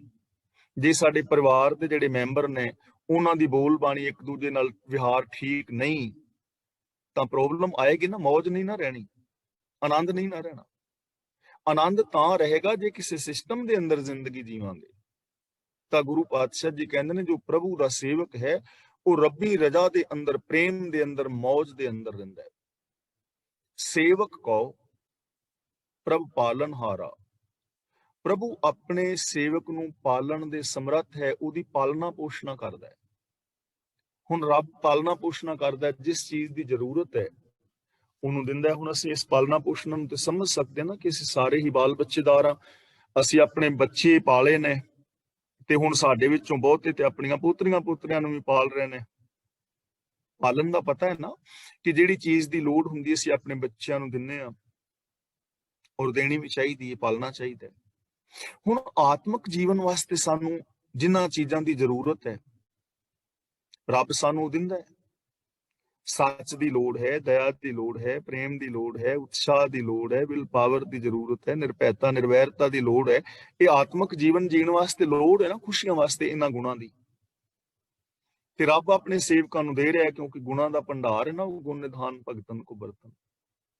ਕੋਈ ਕਹਿ ਸਕਦਾ ਹੈ ਕਿ ਮੈਨੂੰ ਰੱਬ ਨੇ ਗੁਣ ਨਹੀਂ ਦਿੱਤੇ, ਮੈਂ ਸੱਚ ਬੋਲਣਾ ਚਾਹੁੰਦਾ ਸੀ ਤੇ ਉਦੋਂ ਰੱਬ ਪ੍ਰਗਟ ਹੋ ਗਿਆ ਤੇ ਮੈਨੂੰ ਕਹਿਣ ਲੱਗਾ ਵੀ ਸੱਚ ਨਾ ਦੱਸੀ, ਤੂੰ ਨਾ ਬੋਲੀ ਸੱਚ। ਮੈਨੂੰ ਰੱਬ ਨੇ ਸੱਚ ਬੋਲਣ ਹੀ ਨਹੀਂ ਦਿੱਤਾ। ਕਦੀ ਰੱਬ ਨੇ ਰੋਕਿਆ ਕਿਸੇ ਨੂੰ? ਰੱਬ ਤਾਂ ਸਾਨੂੰ ਦੇ ਰਿਹਾ ਨਾ ਹਰ ਚੀਜ਼ਾਂ ਸਰੀਰਕ ਪਾਲਣਾ ਵਾਸਤੇ। ਦੇਖੋ ਦੁਨੀਆ ਦਾ ਸਿਸਟਮ ਹੈ, ਇੱਥੇ ਕੋਈ ਵੀ ਤੇ ਐਸੀ ਚੀਜ਼ ਨਹੀਂ ਜੋ ਸਾਨੂੰ ਨਾ ਮਿਲ ਰਹੀ ਹੋਵੇ। ਤਾਂ ਰੱਬ ਜਿਹੜਾ ਹੈ ਆਪਣੇ ਸੇਵਕਾਂ ਦਾ ਪਾਲਣ ਵਾਲਾ ਹੈ, ਉਹਨਾਂ ਦੇ ਆਤਮਿਕ ਜੀਵਨ ਦੀ ਪਾਲਣਾ ਕਰਦਾ ਹੈ। ਆਤਮਿਕ ਜੀਵਨ ਵਾਸਤੇ ਜਿਸ ਵੀ ਚੀਜ਼ ਦੀ ਜ਼ਰੂਰਤ ਹੈ ਰੱਬ ਦੇ ਰਿਹਾ ਹੈ, ਤੇ ਅੰਦਰੋਂ ਹੀ ਦੇ ਰਿਹਾ ਹੈ ਕਿਉਂਕਿ ਸਭ ਦੇ ਅੰਦਰ ਬੈਠਾ ਹੈ। ਸੇਵਕ ਕੀ ਰਾਖੈ ਨਿਰੰਕਾਰਾ। ਰਾਖੈ ਦਾ ਮਤਲਬ ਇੱਜ਼ਤ ਰੱਖਦਾ ਹੈ। ਜੋ ਨਿਰਾਕਾਰ ਪ੍ਰਭੂ ਹੈ ਆਪਣੇ ਸੇਵਕਾਂ ਦੀ ਆਪ ਲਾਜ ਰੱਖਦਾ ਹੈ, ਇੱਜ਼ਤ ਰੱਖਦਾ ਹੈ। ਰੱਬ ਦੇ ਸੇਵਕਾਂ ਨੂੰ ਇੱਜ਼ਤ ਮਿਲਦੀ ਹੈ। ਦੇਖੋ ਬੇਇੱਜ਼ਤੀ ਸਾਡੀ ਕਦੋਂ ਹੁੰਦੀ ਹੈ? ਜਦੋਂ ਅਸੀਂ ਕੋਈ ਮਾੜਾ ਕਰਮ ਕਰਦੇ ਹਾਂ। ਤੇ ਰੱਬ ਨੂੰ ਜੋ ਬੰਦਾ ਆਪਣੇ ਨਾਲ ਅੰਗ ਸੰਗ ਸਮਝਦਾ, ਰੱਬ ਉਹਨੂੰ ਮਾੜਾ ਕੰਮ ਕਰਨ ਹੀ ਨਹੀਂ ਦਿੰਦਾ। ਚੋਰੀ ਕਰੋਗੇ ਤੇ ਅੰਦਰੋਂ ਆਵਾਜ਼ ਆਏਗੀ ਵੀ ਚੋਰੀ ਕਰਨੀ ਠੀਕ ਨਹੀਂ, ਈਰਖਾ ਕਰਨੀ ਠੀਕ ਨਹੀਂ। ਜਦੋਂ ਅਸੀਂ ਗੁਨਾਹ ਦੇ ਧਾਰਨੀ ਹੋਵਾਂਗੇ ਤਾਂ ਸਾਡੀ ਇੱਜ਼ਤ ਬਰਕਰਾਰ ਰਹੇਗੀ। ਸੋ ਸੇਵਕ ਜਿਸ ਦਇਆ ਪ੍ਰਭ ਧਾਰੈ। ਸੇਵਕ ਉਹ ਹੀ ਮਨੁੱਖ ਹੈ ਜਿਹਦੇ ਤੇ ਰੱਬ ਰਹਿਮਤ ਕਰਦਾ ਹੈ, ਉਹ ਸੇਵਕ ਹੈ ਜੋ ਰਹਿਮਤ ਦਾ ਪਾਤਰ ਹੈ। ਹੁਣ ਇਹ ਚੀਜ਼ ਸਮਝਣ ਵਾਲੀ, ਵੈਸੇ ਅਸੀਂ ਇਹਦੀ ਵਿਚਾਰ ਪਹਿਲਾਂ ਕਰ ਚੁੱਕੇ ਹਾਂ। ਹੁਣ ਅਸੀਂ ਆਪਣੀ ਜਾਨ ਛਡਾਉਣ ਲਈ ਜਾਂ ਬਚਣ ਵਾਸਤੇ ਫਿਰ ਕਹਿ ਦਿਆਂਗੇ ਇਹਦਾ ਮਤਲਬ ਰੱਬ ਨੇ ਮੇਰੇ ਤੇ ਦਇਆ ਨਹੀਂ ਕੀਤੀ ਯਾਰ, ਮੈਂ ਤਾਂ ਨਹੀਂ, ਉਹ ਤੇ ਰੱਬ ਦੇ ਉੱਤੇ ਦਇਆ ਕੀਤੀ। ਤਾਂ ਐਸਾ ਨਹੀਂ ਭਾਈ, ਰੱਬ ਸਾਰਿਆਂ ਤੇ ਦਇਆ ਕਰਦਾ, ਉਹ ਤੇ ਹੈ ਹੀ ਦਇਆ। ਉਹਨੇ ਥੋੜੀ ਵੀ ਤੁਹਾਡੇ ਤੇ ਦਇਆ ਕੀਤੀ, ਤੁਹਾਨੂੰ ਧਰਤੀ ਦਿੱਤੀ ਹੈ, ਚੰਦਰਮਾ ਦਿੱਤਾ ਹੈ, ਸੂਰਜ ਦਿੱਤਾ ਹੈ, ਹਵਾ ਦਿੱਤੀ ਹੈ, ਪਾਣੀ ਦਿੱਤਾ ਹੈ, ਸਰੀਰ ਦਿੱਤਾ ਹੈ, ਤੇ ਮੈਨੂੰ ਉਹਨੇ ਕੁਝ ਵੀ ਨਹੀਂ ਦਿੱਤਾ। ਸਾਰਾ ਕੁਝ ਮੈਨੂੰ ਹੀ ਦਿੱਤਾ। ਦਿਨ ਰਾਤ ਤੁਹਾਨੂੰ ਵੀ ਮਿਲੇ, ਦਿਨ ਰਾਤ ਮੈਨੂੰ ਵੀ ਮਿਲਿਆ। 24 ਘੰਟੇ ਤੁਹਾਨੂੰ ਵੀ ਮਿਲੇ, ਮੈਨੂੰ ਵੀ ਮਿਲਿਆ। ਸਰੀਰ ਤੁਹਾਨੂੰ ਵੀ ਮਿਲਿਆ, ਮੈਨੂੰ ਵੀ ਮਿਲਿਆ। ਅਸੀਂ ਆਪ ਦਇਆ ਦੇ ਪਾਤਰ ਬਣਨਾ ਹੈ, ਅਸੀਂ ਉਹਦੀ ਦਇਆ ਨੂੰ ਸੰਭਾਲਣਾ ਹੈ। ਮਾਨ ਸਿੰਘ, ਗਿਆਨੀ ਮਾਨ ਸਿੰਘ ਝੌਰ ਹੋਏ ਨੇ ਕਥਾਵਾਚਕ, ਤੇ ਬੜੇ ਬੇਵਾਕ ਜੇ ਬੰਦੇ ਸੀ ਤੇ ਅਣਾਣੇ ਰੌਲਾ ਪਾ ਰਹੇ ਸੀ ਗੁਰਦੁਆਰੇ, ਤੇ ਮਜ਼ਾਕੀਆ ਸੀ, ਮਜ਼ਾਕੀਆ ਟਾਈਪ ਦੇ ਵਿੱਚ ਸੱਚ ਬਿਆਨ ਕਰ ਦਿੰਦੇ ਸੀ। ਅਣਾਣੇ ਪਾ ਰਹੇ ਸਨ ਰੌਲਾ, ਕਦੇ ਇੱਧਰ ਟੱਪਦੇ ਫਿਰਨ, ਕਦੇ ਦੂਜੇ ਪਾਸੇ, ਤੇ ਉਹ ਕਥਾ ਵਿੱਚ ਪ੍ਰੋਬਲਮ ਆਉਂਦੀ। ਹੁਣ ਬੁਲਾਰੇ ਨੂੰ ਪਤਾ ਹੁੰਦਾ ਹੈ ਕਿ ਕਿਵੇਂ ਪ੍ਰੋਬਲਮ ਕ੍ਰੀਏਟ ਹੁੰਦੀ ਹੈ।